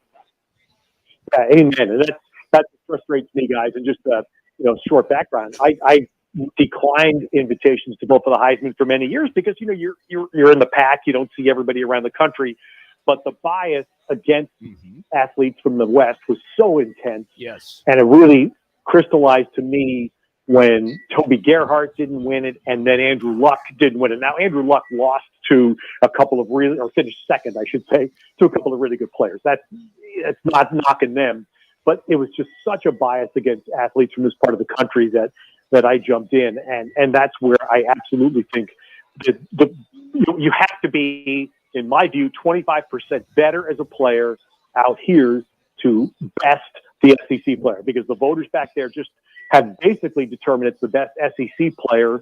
Often the best SEC quarterback is automatically your Heisman winner. I'm with you on that. When Christian McCaffrey did not win, that's when you really knew that it was a heavy East Coast bias, Ted. Here's my follow-up. We had a discussion earlier about Oregon and their loss to Georgia, and I presented the fact that even if the Ducks win out and win the Pac-12, and that's the only loss they have, that the voters, or at least the committee, will not put them in the first four for the playoff. Are you on that side, or do you think they will have an outside shot? I think the first vote guys this week gave Oregon the hope because they were the top ranked Pac-12 team. Now, if I'm USC, I'm sitting there going, wait a second. We've lost one game this year by 1 point at the end of the game on the home field of the defending conference champion, right? And Oregon is ranked ahead of us. So to me, if I'm in Oregon's chair, that's hopeful. And again, they need help. I mean, somebody has to be Clemson. Somebody has to be TCU. Or Ohio State, Michigan, somebody's going to likely lose that game. That will help. And Oregon has to hope, in my view, Oregon has to hope that it's USC that they get a chance to play in the Pac-12 championship game, if those are the two schools that make it. Oregon's best chance to erase that 49-3 would be to run the table and then beat USC in the championship. Ted Robinson joining us here on Fox Sports 910, Roc and Manuch with Jimmy B. Here, just get your take on UCLA. They made their first appearance in the CFP ranking since 2014. It's been a long time, and I think a lot of Arizona State fans are hoping they can play spoiler this weekend. I think ASU maybe make a little bit of a turn that could give the Bruins some trouble. Yeah, I mean, look, it's what Bourguet's doing there is unbelievable. I mean, that's just it's the story that every college football fan, if you truly love college football, it's an awesome story to see Trenton Bourguet do what he's doing, to see what Barnes, the kid at Utah, did last week. You know, getting the starting nod 20 minutes before kick and winning on the road. You love those stories. I mean, those are. And I was there for Rudy, so I'm not going to compare it to Rudy. It's a glorified version of a better version of the Rudy story. That's great, and we love that. So yeah, I mean, look, UCLA, their run game has been terrific. That's Chip Kelly's mantra. I've known it. I think everybody sees it. He has a premier running back. It allows Dorian Thompson-Robinson to run and throw when they want to, not because they have to. And that's magic for an offense. Their defense got exposed once, and the question is, can they rebound? You know, can they make that a one-time deal only? You know, Oregon shredded them. But Oregon has shredded everybody. So I think that's the caveat. And when we saw the CFP ranking, to me, that was strictly the fact UCLA played 3 home non-conference games against lesser opponents, and that's all that was about. And their hope, look, UCLA has it in their hands. Win the next 2 weeks, and then they get USC at the Rose Bowl. If they win that game, then they're in. They'll be in the championship game. So they have their fate in their hands. Speaking of fate in their hands, here's Utah. You'll be doing that Arizona-Utah game. When you watch Arizona, and I think you alluded to that a little bit earlier, Ted, it's a completely different offense. I mean, they've come night and day from last year when Jed Fish took over. But it's all about the defense. It looked like, to me, they ran out of gas. Can they handle Utah all 4 quarters, or will it be a go up and down the field, shoot them up again with this U of A offense? Well, I think that's a great question. I don't see any other way Arizona can win a game in November other than to outscore. They're a completely one-sided team. Their offense is excellent. The pass, those 3 receivers are terrific, and Singer, the third guy, had it coming out last weekend. I mean, he was just spectacular. And that offense is legit. And their defense is short. They're just short. And Jed Fish knows it. They need to get 2 or 3 impact defensive players in next year. However, whatever means they come into the school, that's what they need, and particularly up front. And I've seen them 3 weeks in a row, guys, and I don't think I've called a defensive lineman's name more than twice. They don't make any impact in that part of the game, and they need to. So Jed Fish knows this better than any of us know it. So yeah, their hope against Utah is that they can do to Utah's defense what USC did. USC scored 42 points in Salt Lake. 3 minutes. Yes. Arizona is capable of doing that. Yeah. And then maybe if they, a couple breaks go your way, you win a game 45-41. But that's the way, if they're going to pull it off, that's the way they do it. I think the other game that's going to be very interesting, Ted, is the Oregon State, probably the quietest 6-2 team in the nation, taking on Washington, also 6-2 there in Seattle. I think that Washington's favored by 4 or something like that. But anyways, just what Smith has done with that program, are they on the precipice to finally breaking it all open and quietly maybe sneaking in the back door for the Pac-12 championship? Yeah, that's gonna be hard. I mean, they have their chance because they'll have Oregon in their rivalry game. To make Vegas is going to be a big ask for them, and they are the other exception to me in the conference in that the quarterback position is a question for them, and they're playing a second-year kid now. He's played since the game in Utah, actually, but it's just not. They're not getting the play at that position that the other schools we're talking about are. That having been said, what they've done is what Arizona's trying to do. Oregon State has turned the close calls and losing every game to, hey, we're winning some of those now. And that's, every team 2 minutes on the way up. You have to make that turn. And that's where Arizona is now. They're in that we're losing by 4-7 every week, playing even the good teams really tough, but we don't win any of them. Jonathan Smith has started to do that. What I would tell you about this game tomorrow night, though, is the weather forecast up there is not very good. And it's supposed to be rain and wind. Ugh. And Manuch, wind is that's the worst. Well, I'm saying Michael Penix has been brilliant. Their pass game's been brilliant. Wind is the biggest disruptor to that. Sure. So if the weather is as forecast, that could be a boost for Oregon State. Ted, we know you do a lot of hits, and we appreciate you always making time for us, man. Thank you. Appreciate it. Oh, no. Come on, guys. Anytime. Nice being with you. Thank you, Ted. It's Ted Robinson. He's rooting for Notre Dame this week against Clemson, which could help. No, he made a great point. He did make a great point. It's a great point. Yeah, it is. Clemson basically handed the ACC right now. Yes. But Notre Dame could change that. Imagine back-to-back knocking off top 20 team. You had Syracuse last week. You can knock off Clemson this week. He is driven by All City Towing. All City Towing continues to grow, and they are hiring. They are huge, the biggest in the state. AllCityTowing.com is where you want to go to check out some full-time positions. They have incredible benefits, a 401k program with a generous company match. And the fastest way to apply is by going to their website, allcitytowing.com. That's allcitytowing.com. They are Arizona's largest towing, transport, and vehicle provider, allcitytowing.com. Well, it's time for this week's Twin Peaks Picks. Say that 12 times in a row. Look at you, Rock. Yeah. Powered by Coors Light and Blue Moon. Do it again, real quick. Twin Peaks Picks. Wow. We'll take caller number 5. Yeah, Ben will help. Ben, who is our winner? 87. Chris Hudnell. All right, Chris. Good job. Thanks for hanging in there and getting through that. But we'll take the 5th caller right now. 602-260-9191. You're going to compete against Fran, who is one of our best Twin Peaks girl. She's a bartender here. She's been coming on with us for years. She knows her football better than anyone. She's real close to taking over from Manuch, and she's going to compete against you, the 5th caller, at 602-260-9191 for a Twin Peaks man card worth $25. You get a bunch of ice-cold Coors Light or Blue Moon man-sized drafts. So, again, 5th caller, 602-260-9191. And the games that you'll be picking, a little heads up, will be Eagles at Texans tonight.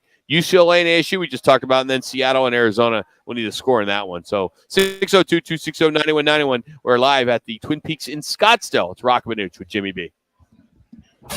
This is The Herd. Attention listeners. With Colin Cowherd. Buffalo's really talented. And everybody's really excited about where Buffalo is. And for years, I called it low sports self-esteem. When you never have a ring, you never won anything really. And then you get good, really good like Buffalo, and you're already getting Super Bowl tattoos. And you got nothing to show for it. This is The Herd with Colin Cowherd. Wow. Tomorrow at 10. Listen to Fox Sports 910 anywhere on our free iHeartRadio app. 72 Sold is on the Inc. 500 list of fastest growing real estate companies in America. It's your QB, Manuch. So what does that mean for you, the home seller? Well, it means what you keep hearing about 72 Sold is true. 72 Sold is the easiest, fastest, most profitable way to sell your home. If making the Inc. 500 list wasn't enough for you, they've been featured in Forbes, ABC, CBS, and NBC. Check it out for yourself. Head to 72sold.com and get a higher price for your home. How's your backyard grill area looking? Time for an upgrade? Enter for a chance to win a custom backyard patio set, courtesy of Twin Peaks and Coors Light. Just text TWIN to 55678. Standard message and data rates apply. Text TWIN to 55678. Good luck. Arizona's largest locally owned A-plus BBB rated towing company is All City Towing. They're always looking to add motivated and competitive team members. Do you fit the bill? If so, head on over to allcitytowing.com/careers for more information. New on Curiosity Stream. Grab your lab goggles. We're out to find the world's coolest, loudest, and most in-your-face experiments. Wow, that's impressive. See how hands-on science can change our everyday lives on oddly satisfying science. Plus, from goats to guard dogs, here's surprising stories about the creatures that brought humanity to the next level. It's animals that changed history. Watch now on Curiosity Stream. Annual plans are $20, just $1.67 a month. Visit curiositystream.com. Aw, you didn't have to go so all out for my birthday. Yes, we did. Because birthdays are about showing your friends how much you care for them and how grateful you are for their... This is Jamie from Progressive. No, this is a great time. Progressive protects you 24/7. Mm-hmm. Oh, I'm sorry that happened. Jamie, 10 seconds. 1 second? I got to take this call. But remember, birthdays are about togetherness. Contact us 24/7 All right, guys, here we go. on the phone, online, or on the mobile app. Progressive Casualty Insurance. Glenn from Gilbert. Subject to policy terms. Are you ready? It's your weekly chin.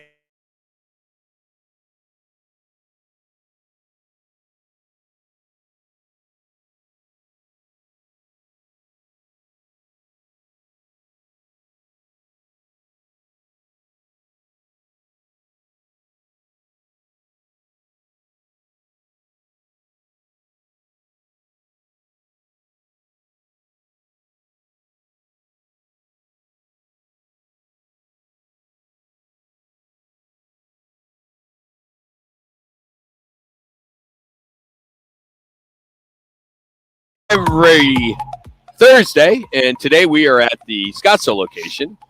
One of our favorites, Fran, who's been a regular of ours. Yeah, when am I going to get my own show, guys?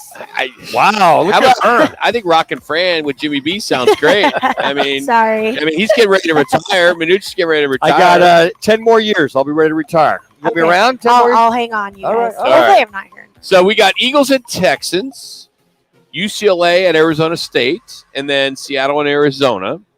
And Glenn and Gilbert is going to be competing. Glenn, how you doing today, buddy? What's happening? I'm doing great, guys. Great to be on. Hey, Fran, good luck.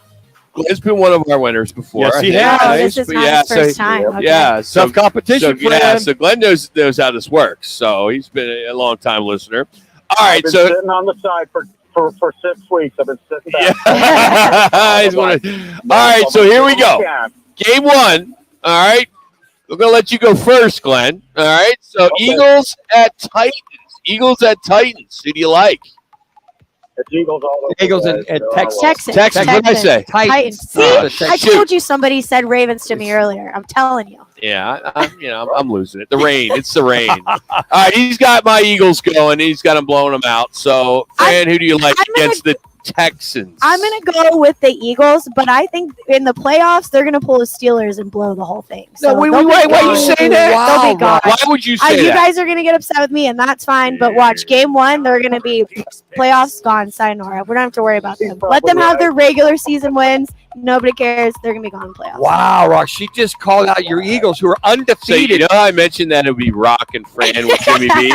Manuch is back in. Manuch is back in. You're back in. All right, so they're both going with the Eagles. Going with the Eagles. All right, Glenn, we got UCLA at Arizona State. Could this be the spoiler? 7:30 kickoff at Sun Devil Stadium, Frank Coach Field. What do you got, Glenn? Well, I'm a huge Devils fan, but I'm afraid I'm going to have to go against them on this one. UCLA. Oh, Fran. You know, Go Devils. I know. I gotta root for our home, man. If we don't support them, who will? ASU. Yeah. Put that in your pipe and smoke it, Glenn. Wow. Send me the card. Whatever. Nice, Glenn. All right, let's go Seahawks and Cardinals. And we need the winner with the score, Glenn. Yeah. It's going to be Seahawks 24-8 because we're going to miss something either. Oh, come on, man. No. The facetiousness oozes. No. The The Cardinals are going to beat them. I think it's going to come down to like a field goal. Hopkins is back. Murray's head's in the game. We hope. I feel good about Okay. it. I feel good about it. Okay. We've got this. It's going to be 27 Cardinals, 24 Seahawks. It's going to be a close game, but I told you, we're going to get this. All right, we got it. Hey, Glenn, as always, man, thanks for listening. Thanks for playing, and good luck to you. Appreciate it. Thanks, guys. Thanks again. Great show. Thank you, Glenn and Gilbert. I don't know. Well, Call that Rocks Eagles. Yeah. No, I know it. I get Steelers vibes from them all day. So I'm sorry. It's gotta be this way. Hey, my team's not going to make it at all. I don't even think we'll be wild card at this point. So, just accept it. All right, let me ask you this, a bonus question. Okay. World Series, Game 5. Oh, my gosh. Phillies, Astros tonight here at Twin Peaks. You'll have the sound on. You'll have football. I mean, it's going to be crazy in here tonight. Who do you like in Game Is this 5? game home still for the Phillies? Yes, it is. I think the Phillies are really killing it, and Yes. I'm back. Roc and Fran is back. You could just see like the atmosphere with everybody, and Sure. I feel like the crowd makes such a difference. The And- Phillies got no hit last night. Just saying. They got no hitter. But that's yesterday. Today's a new day. Yeah, today's a new day. okay, Today- okay. And this So is I'm their feeling the last vibe. game at home, right? Yes. Before they switch. They've got it. They've got fire I love Fran. underneath them. She's the best. She gets it. I'm so well versed, you Yes, guys. listen to you. So you're so well versed. Blue Moon, Coors Light, Coors right Light now. specials, That's happy right. hour, 3 to 6, $2 off all the man size, coldest beer in the valley, Yep. and you got the hottest girl to serve it. Wow. You're a on little roll. confident, aren't you? Do you look in the mirror every day and say, I got my I together? can't help it. I Yeah, was you just born can't. this way. Yeah. I got a little extra sugar and spice. Don't baby. you ever She said- change. Notice how she stepped up her game now that we're on YouTube, yeah. streaming, Cameras on Twitter, her. Facebook. surprised Everybody you- can see it right I now. knew Go on I Twitter, knew Major what was Rock and happening Manuch. today. I'm surprised ready. you didn't wave to everybody. I know. You- I know my fans miss me. They all know my voice. And you got a new hair thing going, right? This is my natural hair, actually. Oh, because the rain? Or is that the And, rain? well, part of the rain, but also I'm trying to like not do so much heat, be Wait, healthy. no, we don't know girl. what that means. Heat. You know, like the curling iron, Oh. the blow dryer. How would I know that? The curling iron. You grew up with a bunch of sisters. Manuch. I had don't one. straighten this. I swear you blow dried it over. It's just you wake up like that, and it's just excellent every day. It's a good swoop you got. Yeah, going on. it's a little pomade and a little spray. Oh, brother, where art thou? I think of the movie. Oh, brother, where art thou? The pomade. Maybe a little hair color for men once in a while to keep that color. I mean, it's You're doing it. It's doing it. You're doing it. Rock and Fran with Jimmy B. Fran, you did a great job of working Rock today. He needs to keep honest. No, well, I got a big day ahead tonight. Yes, I got 2 games. He I can got have Eagles. that in the back of I his got head Phillies. for the rest of this season, and Oh. watch as soon as the playoff games happen. I'll bet you $20 right now that they blow it in the playoffs. Done. Done. In Deal. game 1 or maybe late in the Game playoffs? 1, they're gonna blow First it. playoff game? First playoff game, done. Done. Done. Out. $20. $20. Got it. You heard it. You heard it It's here. on tape. Yes. All over the internet. It is. It's all It streaming. is. Yeah, it's up on the cloud. It's up on the cloud. It's all the cloud. All right, All Fran, good guys. job. Thank you. Thanks you're for the best. joining us. you Always brought later. to you by Twin Peaks, 2 minutes. Coors Light, and Blue Moon. We do the specials every Thursday to kick off the football weekend, big weekend of football, both college and NFL, and of course the World Series. So any of the 4 Valley locations, you can go watch tonight's games. You got here in Scottsdale, you got Glendale, which is just packed all the time. Great place to go before the games on Sunday. And then, of course, Tempe Marketplace and in Phoenix on Camelback. So those are the 4 locations. A 5th one's coming. in early next year. So we'll have more on that as we get that information to pass along. So good stuff there. Coming up in hour number 3, we will catch up with Howard Balzer. He is our Cardinals NFL reporter. He works for Go PHNX, and we'll talk to him about what's going on with the Cardinals. If Kyler Murray, because he came out yesterday, the other day, and said that he likes the direction of this offense. He's the only one. I don't think the fan base does. So we'll dive into that a little bit. We'll also have our underdogs, which we do each and every week. So we are doing pretty well. Last week we were 3-2 as a group. And, again, we have teamed up, they don't know yet, with the Arizona Humane Society. We're just going to write them a check for all of our losses. Love that. Yeah, so why not? I had to take Guinness in again today. Another massage, chiropractor. Not a massage. Well, he goes to a chiropractor, a dog chiropractor. Not Dr. that they Campo. work, they manipulate him as well, too. I tell you, man, he's really struggling, but last couple of days he's gone in there, and it's a game changer, man. It sounds crazy to take a dog to a chiropractor. But, he's 11. He's towards the end. He even told me today, he goes, you got to prepare yourself. And I went, man. Could be a month, could be a year. 10. I don't know. Anyway, hour number 3 is coming up from Twin Peaks in Scottsdale. It's Roc and Manuch and Jimmy B.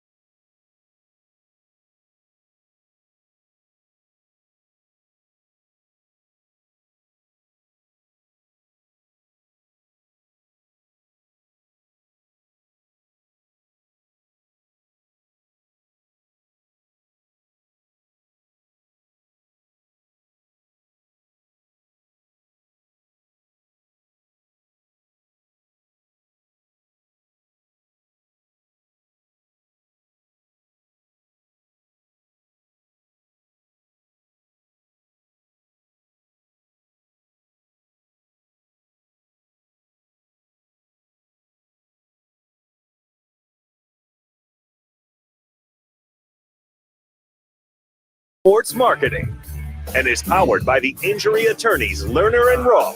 In a wreck and need a check?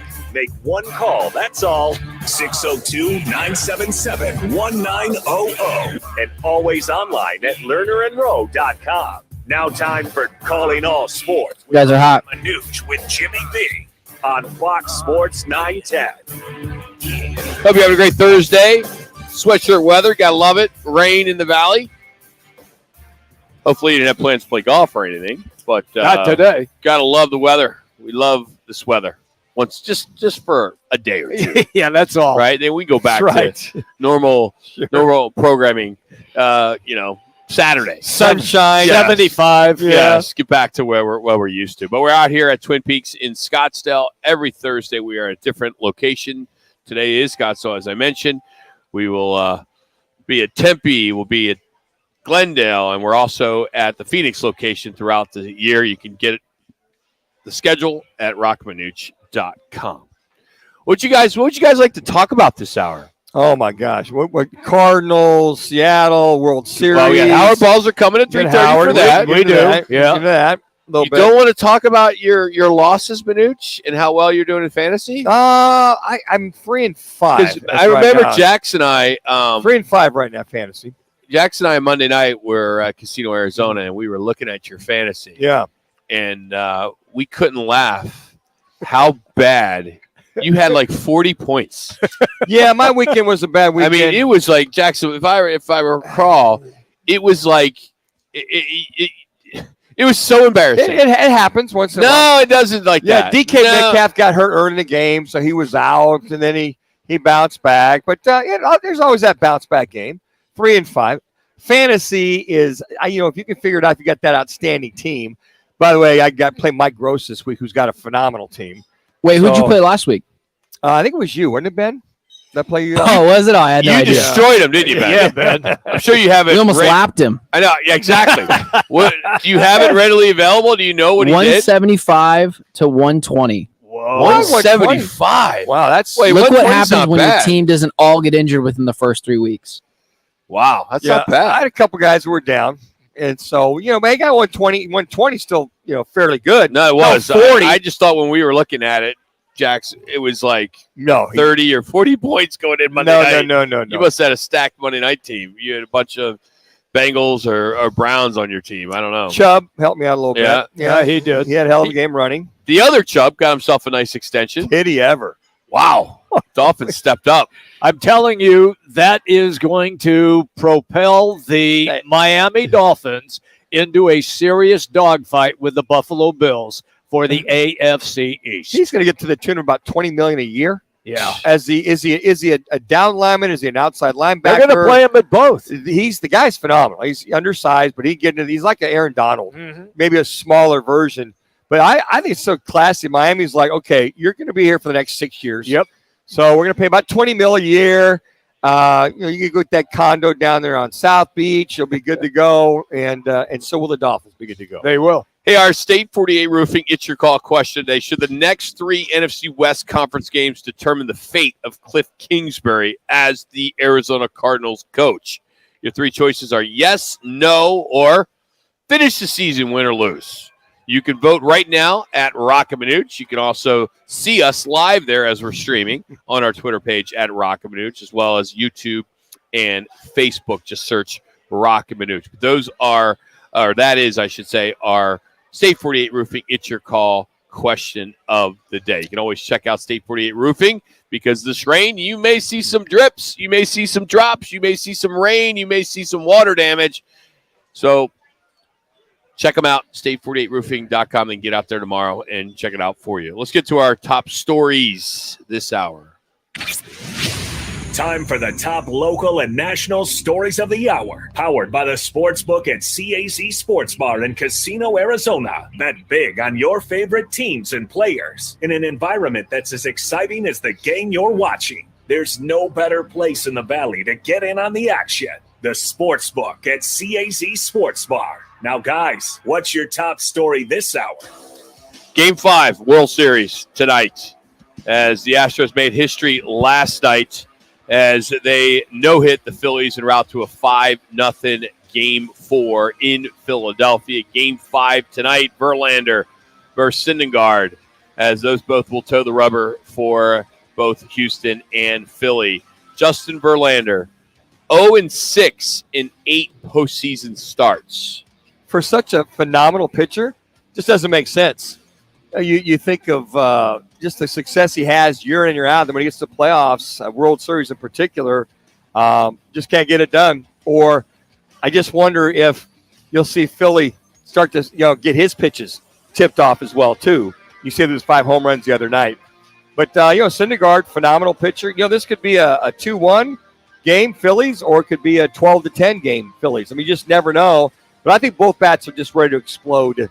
Would you say, Rock, you're taking the over tonight's game? Yes, I am. You take that over. So I want to see this bad boy go 7 games. I like watching baseball. Early into the fall. It'll be the latest. We go another week or so. So you had November 12th. Maybe is that final game. Eagles are in Houston. They are playing the Texans tonight. So one thing I've been getting a habit of doing on DraftKings is placing my bets the Saturday a week before the games. Why do you do that? Because I got Eagles at 8. Oh, you got a better now line. It's almost 12, 13 and a half. Yeah, it really What jumped. a difference when you get on those bets, early. In some cases it helps you, some cases it doesn't. But you got an undefeated Eagles team going in there to NRG Stadium to face the Texans. They should not have trouble with a team that's 1-5-1. They should absolutely blow them out, like they did your Steelers last week. Yeah, they did. I got to tell you what, Jalen Hurts is spot on. He's dropping dimes all over the place. A.J. Brown is now officially, catching TD passes all over the place. Is Hurts your MVP? Is Jalen Hurts your MVP right now? I think he's trending that way. Yeah, He's he and Josh. I think he and Josh Allen. Josh Allen are right there neck and neck. Patrick Mahomes. Right. I mean that I trio just love right the fact there. that he could do it with his legs. Yeah. He could do it with his arms. And I think Kyler Murray should be watching more of his tape. I mean, he's got 10 passing and 6 rushing. Yeah. That being Hurts. Remember, Jalen Hurts left Alabama because he got benched for Tua Tagovailoa. Yep. And then goes to Oklahoma and does well there and came into Philadelphia with the rep that he really didn't throw the football all that well. Now look at him. Yeah, and what you hear in the offseason, he worked his butt off. Yes, he did another game. He comes to work with a briefcase, not a backpack. Right. He's all business, man. He's typically not wearing headset. Yeah. Not playing Call of Duty. 24/7. I got you. Yeah. I mean, he treats this like he's the CEO of an organization. Well, and I think that's kind of a mentality as a quarterback. Is your team is a team that you're the guy. They're going to watch you on and off the field. They're going to watch how you prepare, how you study. If you're a guy that comes in early, leaves late, the whole 9, they go, wow, he's dialed in. He's ready to go. And I think that's that. Hey, the defense watches. Everybody watches that. Says, and when they see the success, they're going, we need to step up our game. If he's going to be that way in the offseason during regular season, we got to be held accountable as well too. Yeah. And I think that's helped everybody on that team. Cardinal news, Darrell Williams is out at least a month. He's been placed on the IR. That happened yesterday. He's dealing with that hip injury. Cards also claimed defensive tackle Tristan Hill off waivers from the Cowboys. And meanwhile, tackle DJ Humphreys still sidelined with a back injury and most likely will miss Sunday's game. Well, that left side of that offensive line, hey, Kyler, heads up. Yeah. You're going to really you're going to have those guys coming from that side, that weak side, and don't you know that Pete Carroll understands that, and that's where a lot of those blitzes and set packages are going to come from. Yotes tonight will wrap up their first homestand before we'll see them again. February? 14 games. Yeah, I was telling Jimmy maybe Christmas time. Yeah, it could be a while. It'll be a while. As they got the Stars in Tempe tonight, they're 1-1-1 on the 4-game homestand so far. They got the win over Florida. They got more wins than I expected this early in the season. They got 3, 5 losses and 1 tie. Again, I still got to get out to a game. I'm looking forward to seeing a game there at Mullet Arena. I did not see any news reference from the Tempe City Council on Tuesday. I didn't either.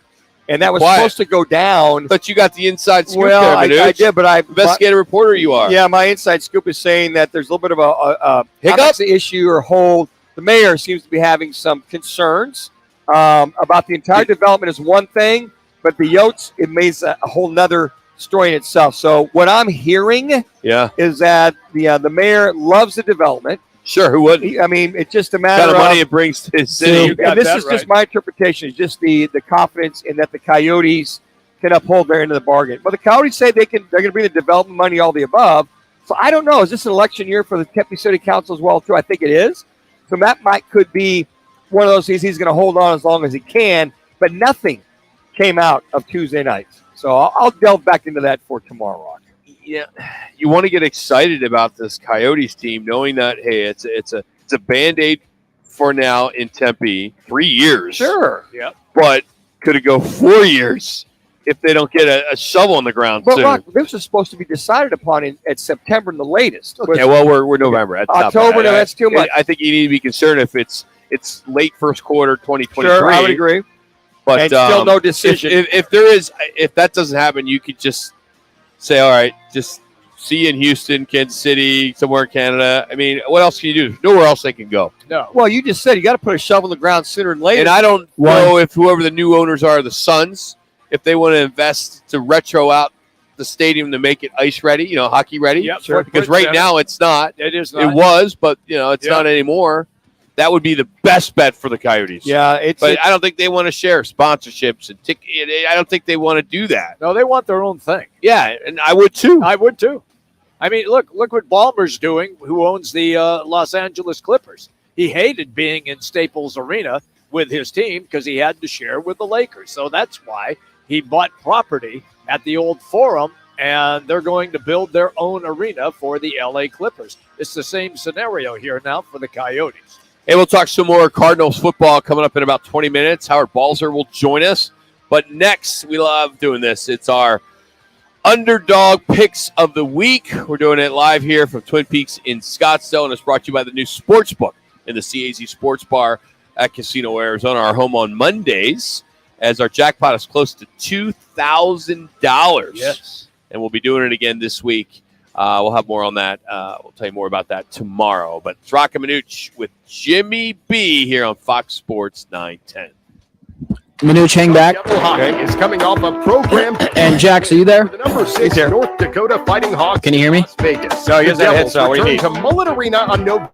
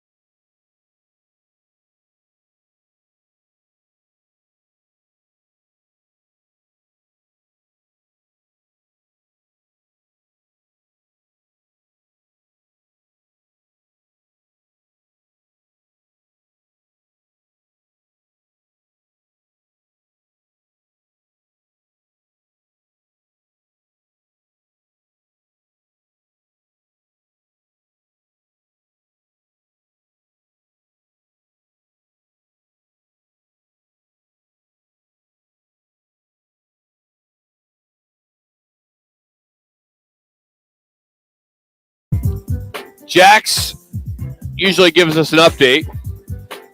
I'm going to give the update. We went 3-2 as a group.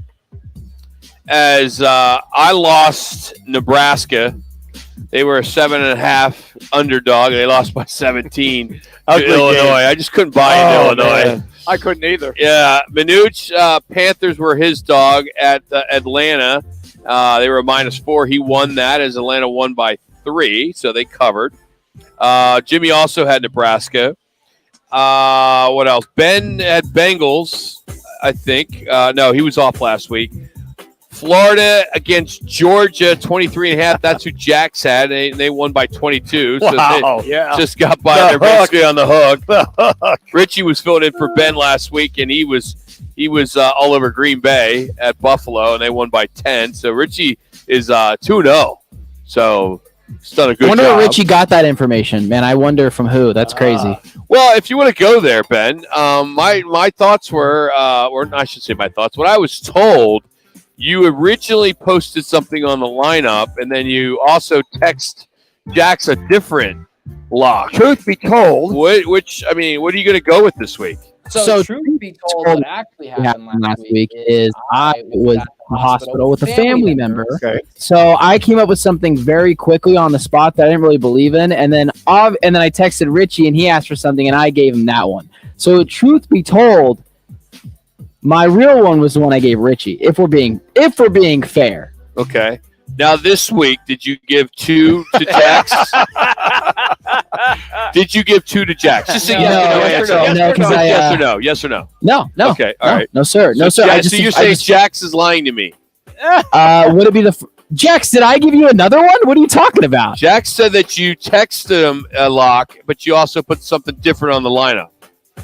No, that was last week because I was trying to get on there. I actually tried to call in.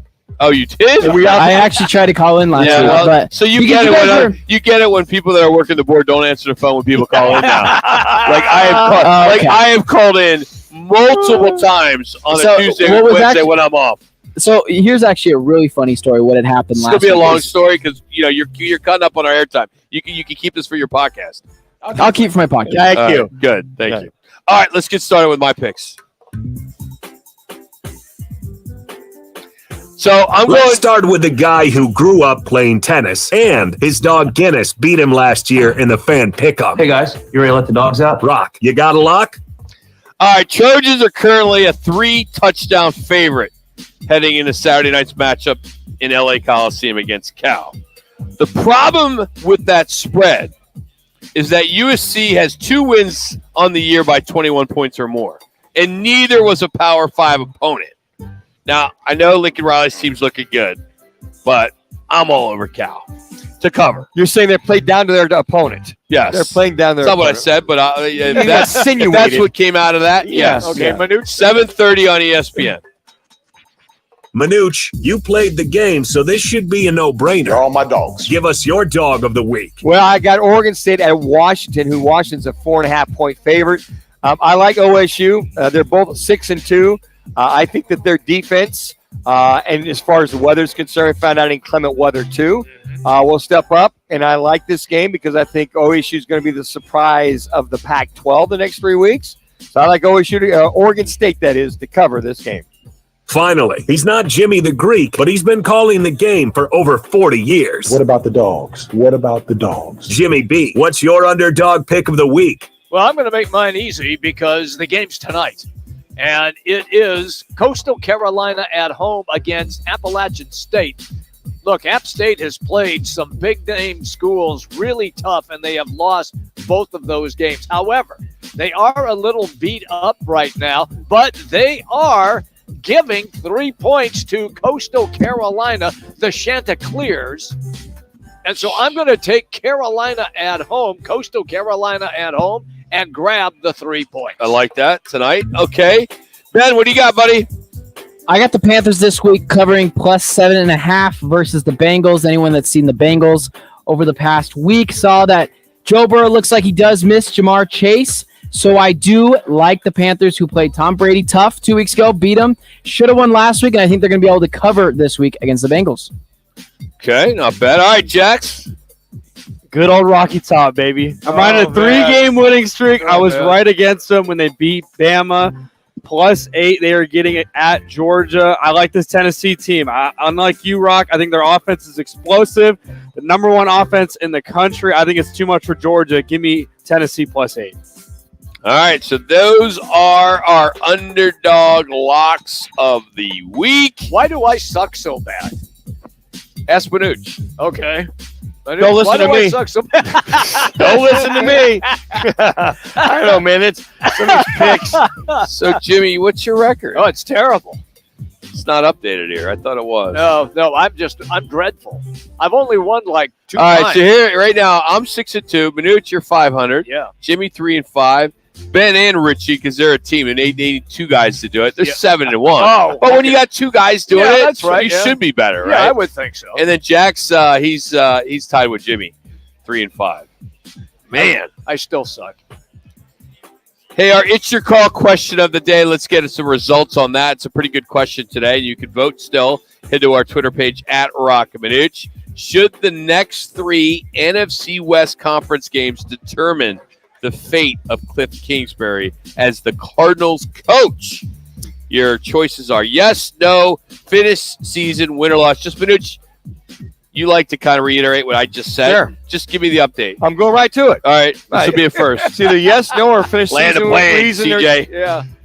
89.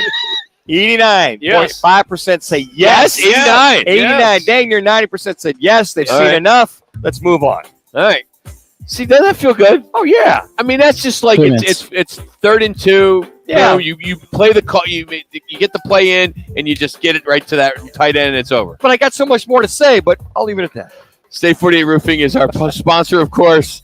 Again, with the rain, that's why I want to mention them a few times today. If you have some issues, give Jason a call, or better yet, not call. Just go to his website, stay48roofing.com. You fill out a form, they get right back to you. I mean, they're quick. Get a free quote, repair.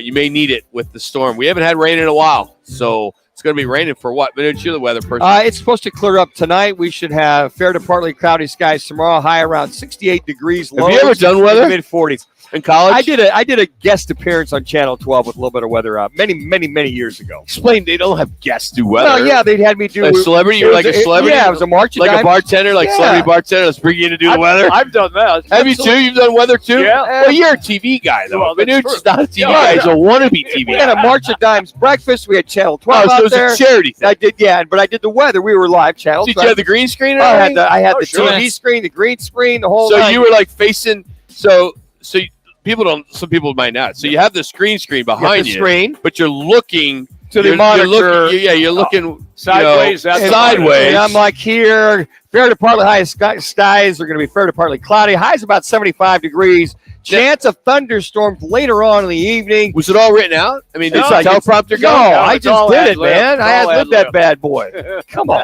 Rock. Can make that thing Can't happen. imagine because I know whatever would be on that teleprompter. Oh yeah, it's snowing. It's snowing in Scottsdale. It's June because it says it. He would read it. Oh, Yeah. I know. Like we are out here at Twin Peaks here with this fine background here. We got over here in Philadelphia, high should be 35 degrees, lows in the mid-20s. Fair to partly cloudy skies tomorrow, highs at 42. Bring your parka.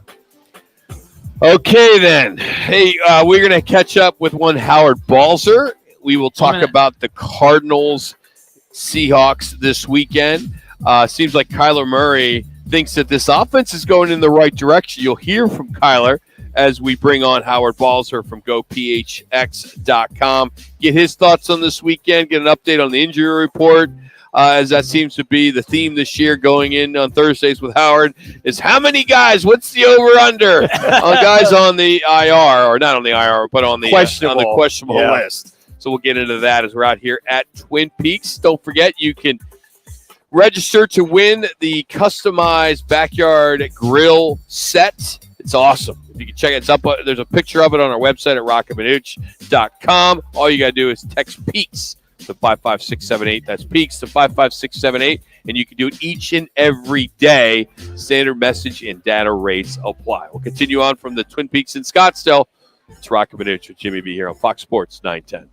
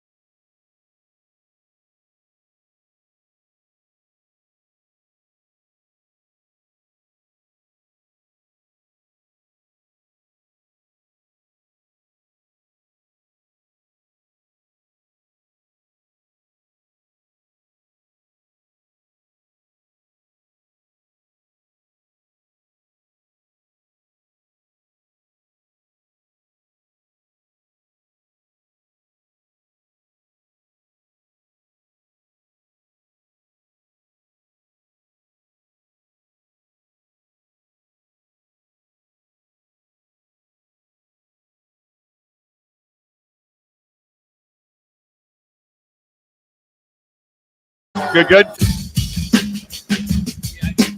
Yeah, no, I just think, obviously, I mean, at the start of the season, we weren't playing how we wanted to play. Again, I've said, I think we've gotten better each and every week. Little mishaps here and there obviously cost us a game last week, but I'm definitely confident in where we're going as an offense. Moving the ball doesn't seem extremely hard like it did at one point. At the beginning of the season, it's kind of like you felt like you guys are hot. Or at least that's what it looked like. And now we look like an actual offense, so I feel good about it. Kyler Murray likes the direction this offense is going. I don't know if we did a poll question, and I don't know if that would do quite well. Would resonate very well with. I don't think it would. I don't know. Are you watching the same game, Kyler? I know you're playing it. I we're have watching. no idea. Howard Balzer joins us now. Go phnx.com. You can follow him on Twitter at 8balzer721. Is this offense going in the right direction, Howard? Well, I think I know what Kyler was getting at, and I think that, sometimes I wonder, quite honestly, with some of the interactions I have on Twitter, if people were actually watching the same game that I was watching, because they'll say stuff and criticize stuff that actually did not happen in the game, and so, and I thought Murray and the passing offense had one of its one of his better games last week. Now the two interceptions obviously are negatives, and they killed them, and those were huge turning points because they turned into touchdowns. And the Cardinals, when they forced a turnover, could only get a field goal out of it. But Murray completed about 75% of his passes, over 300 yards, and I thought, heck. And here's the thing about it. I just have to, like I said, I'll listen to some people talking and even, saying how pathetic it was Sunday, what a crap football it was. I'm saying, this team was actually leading the Vikings at one point in the second half, scored 26 points on a team that's 6-1 with a makeshift offensive line.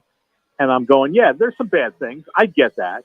But to talk about it as being crap and pathetic, it's just talking points, and that's what we've come to, and so but where there is an issue, absolutely, is running the football, and there was virtually no running game against the Vikings last week. Benjamin and Darrell Williams, who's now on injury reserve, combined for 30 yards. I think it was on. Let me see here. I believe it was on like something like 12 carries or something like that. So running the football has been a problem. There's no doubt about that. But when wide receiver DeAndre Hopkins has 159 yards, then that's a pretty good outing. And so we'll see where it goes from here. The offensive line remains a work in progress. And I had some notes in the story I wrote this week on gophnx.com about, this team has had 5 different offensive line combinations in 8 games. 10 different players have started games. And when you have that on your line, I was joking, guys. I was going to put something on Twitter and just say, it might be time for the Rams to find a new coach because I think the league has figured out Sean McVay. Wow. And of course, I'm being sarcastic. Sure. Yeah. But the fact is, the Rams offense has been worse than the Cardinals this year. When you really look at it, look at the numbers, look at the production, it's been awful. And is that Sean McVay? Of course not. Is it Matthew Stafford regressing, which I've heard people say? No.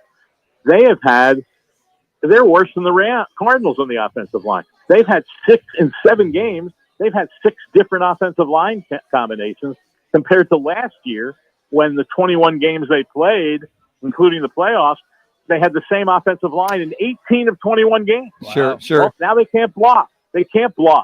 And that's where it all begins. The Vikings, guess how many starts anybody on the Vikings has lost on their offensive line this season in 7 games? What do you think? I'll say 3. Would you believe 0? Wow. 0. Well, okay. 0. Yeah, Howard, I hear what you're saying. I get it. We get it. Understand it. But I think it's, we've lost guys all over the place, but I really feel it's up to the head coach, if you don't have depth or not, to adjust to that. Okay, so maybe we max protect to that left side, which got 2 of your starters missing, or this or that. There's game plan A, B, and C, in order to counteract that. So we can bemoan the fact and Band-Aid all over the place. But with a lot of successful teams, I remember this Green Bay team, was it several years ago, 18 different lineups that went on with a wild card and won a Super Bowl. But I think it was McCarthy at the time was coaching. He knew how to handle that and deal with that. I don't see that from Cliff Kingsbury being able to go to the next game plan to max protect to that side to protect that side one way or the other. You see what I'm saying? How there's adjustments that aren't being made. I'll say this about the Packers. They didn't have 18 different lineups. I remember that year when people were saying, "Well, they have 18 different guys on injury reserve." And I went up and actually looked at who was on injury reserve, and like 10 or 12 of them went on during the summer, and they were rookies that got hurt in training camp. They didn't lose that many top players on injury reserve, and they also had Aaron Rodgers at quarterback. Sure. So I see your point, but yeah, you can max protect. Yes. You can keep in extra guys to protect. Yes. But then you don't have guys going out, and then you don't have guys getting open in the passing game because you don't have guys out there. And so I think, or you're throwing underneath, which the Cardinals have been doing. Which the Cardinals have been doing. That's what the Rams have been doing. I mean, the Rams. I was looking at these. These are true numbers. I'm not pulling these out of some planet. The Rams are like ranked way below, but they're 30th in offense. They're in the 20s in a bunch of categories. And then I noticed though they were 15th in passing yards. So I said, oh, well, that's not as bad as I thought. But then I looked a little closer, and they're 26th in average yards per pass play, and that's because they're throwing all short stuff. They get behind it. They've gotten behind in games worse than the Cardinals. Their 4 losses are all by 12 points or more, and they're not functioning on offense. So that's that you look at Tampa Bay. Look at all the changes they've had on the offensive line, and they're not functioning. And so that's what ends up happening. Last week in the second half of their game against the 49ers, the Rams had 58 yards in the second half and averaged 2.3 yards a play. I don't think anybody's accusing Sean McVay of not being creative or not trying to find a solution, but it's tough to, even if you max protect, you still have guys that haven't played together. It's all about chemistry in the offensive line. And to me, when teams struggle on offense, most of the time, and sometimes there's outliers, but most of the time it's because of an offensive line that's banged up, injured, and isn't playing together. One other example I'll give you is the Eagles. The Eagles this year, 7 games, they've had one player miss 1 game. Wow. On the offensive line. A few years ago, they lost Lane Johnson at right tackle for a stretch of games. Yep. And all of a sudden they were horrible. They just could not play offense with all the changes they had. I mean, this is the NFL. I think we all know that. It's the NFL. You're going against NFL defenses. And if you have a line that isn't quite sure what it's doing, you're going to have mistakes. And that's the thing, too. You're productive at times, right? But when it's third down, whether it's red zone, when you have those critical situations in games, that's where you end up losing the matchup battle. All right, Howard, my question is, and it's by the way, it happens to be a question that a lot of people are discussing. If indeed the next 3 games are losses for the Panthers because they are interdivisional games. For the Cardinals. I'm sorry, for the Cardinals, thank you.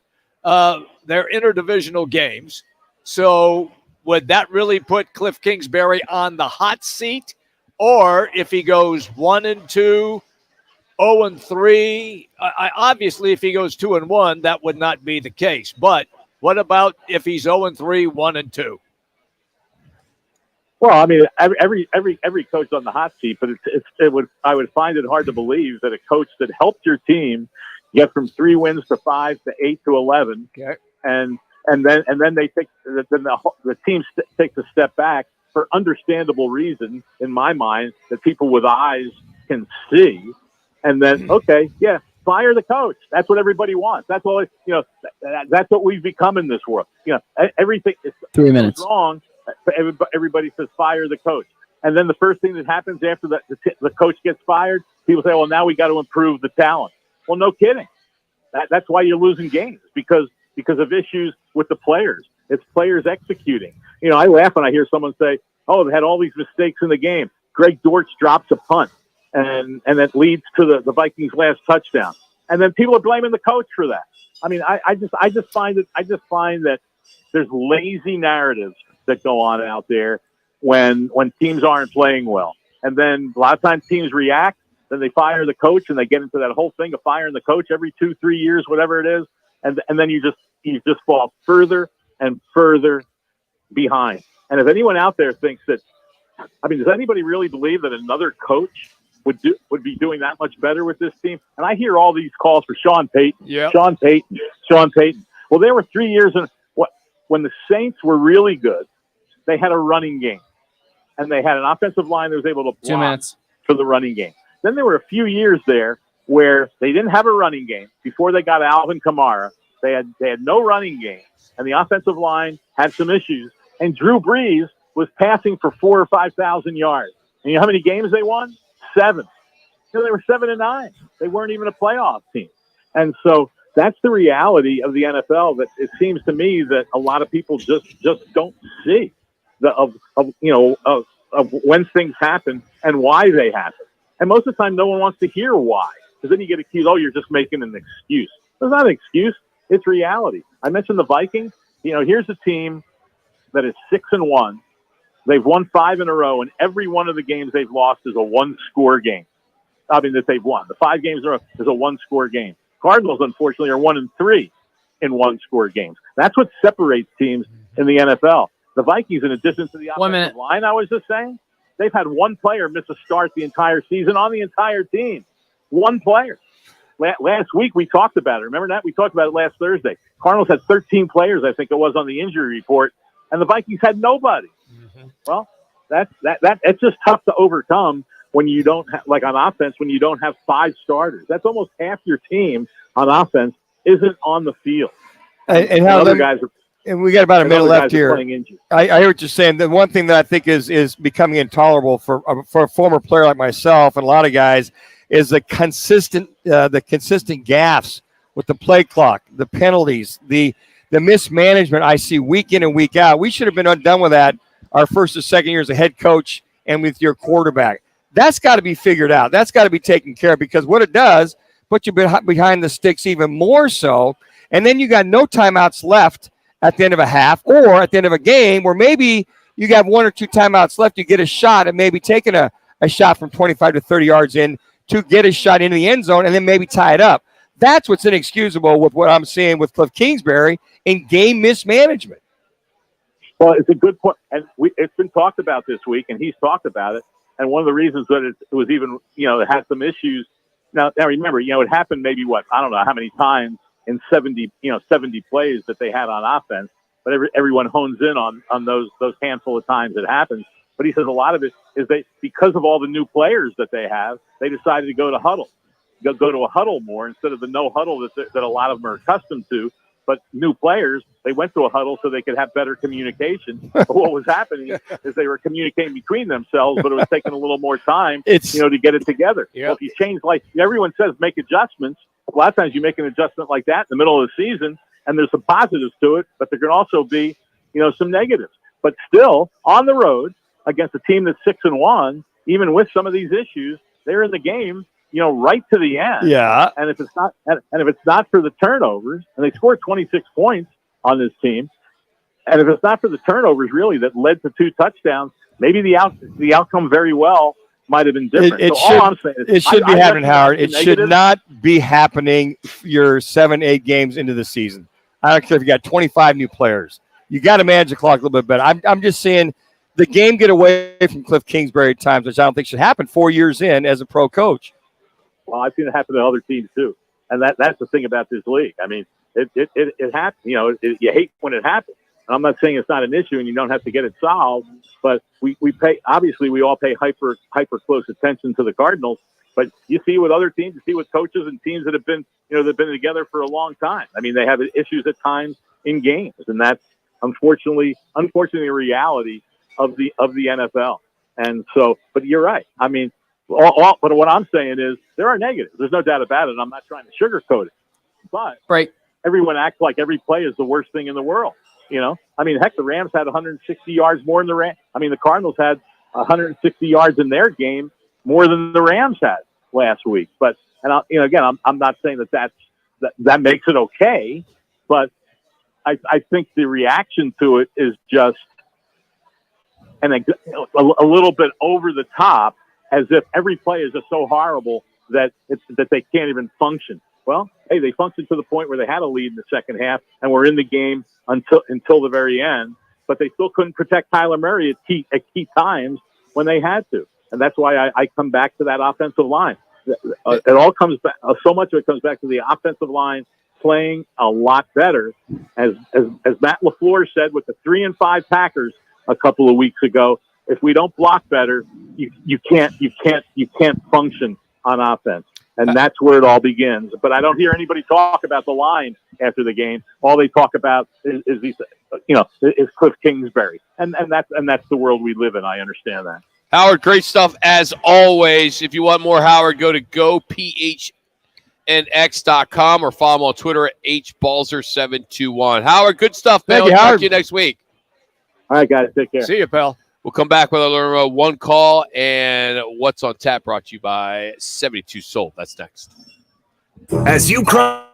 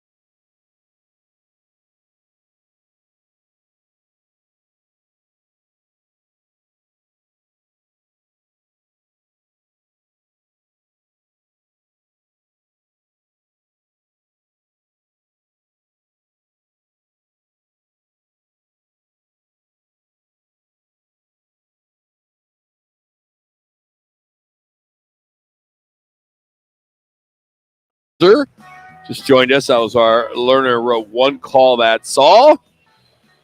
In a wreck, need a check, make one call, that's all. 602-977-1900 and always at learnerrow.com. All right, let's get to what's on tap tonight. What's on Tap, powered by 72 Soul. A look at the top sports action tonight on TV. Get our price, a higher price at 72soul.com. Astros are at the Phillies, Game 5 on Fox and Amazon Prime, or at Twin Peaks. You can catch the Eagles and the Texans at the same time. Houston at the same time. How about that? But if you're not into any of that, you always got UTEP and Rice on CBS Sports Network, Appalachia State and Coastal Carolina The on Chanticleers. ESPN. Those games start at 4 and 4:30. So those are your viewing recommendations for tonight. Manuch, sorry, there's no Dancing with the Stars tonight. But What's on Tap is powered every day here on Roc and Manuch with Jimmy B by the America's leading home selling program, 72 Sold. And how can you not know by now? We talk about it every day. That 72 Sold is the easiest way to sell your home for top dollar, top cash. So for the easiest, the fastest, the most profitable way to sell that home of yours, head to 72sold.com. Get a higher price for your home. Go to 72sold.com. As we are finishing up here at Twin Peaks in Scottsdale every Thursday, we are at a different Twin Peaks. Happy hour just got underway at 3 o'clock. It'll go till 6, and all night you can take advantage of the Coors Light and Blue Moon specials at all 4 Valley locations. Always thank Coors Light and Blue Moon for being our great partner, and you still got time. You got all day to do it. Text Peaks to 55678. Get entered to win that custom patio grill set. That's Peaks to 55678. You had Howard Balzer and Manuch going at it the last 10 minutes. As Love it. Manuch challenged him quite a bit. Yep. I get all that about the offensive line. Yes, they're the guys that get you going, but there are other areas. I played behind very bad offensive lines. We figured out a way, one way or the other. Now, to this point, 3 starters out? Yeah, we had 2 starters out. The 2 bookends were out. Okay. So we figured it out. Okay, but I'm just saying the Cardinals had 3 starters out. Sure, yeah. You're saying coaches should be able to they had the lead. Adapt to that? And they had the lead. Here's the thing. They had the ball last 3 times at least tie it up. Yeah. But a couple things, okay, you got your offensive line breakdowns. Well, there's things you can do. Draw screens, get the ball to the perimeter, get out of your hands quicker, get the ball out. And the other thing, when you don't have a timeout, the last 3 drives, there was a couple times they could have used a timeout, gotten themselves settled up, killed the clock, and made some things happen.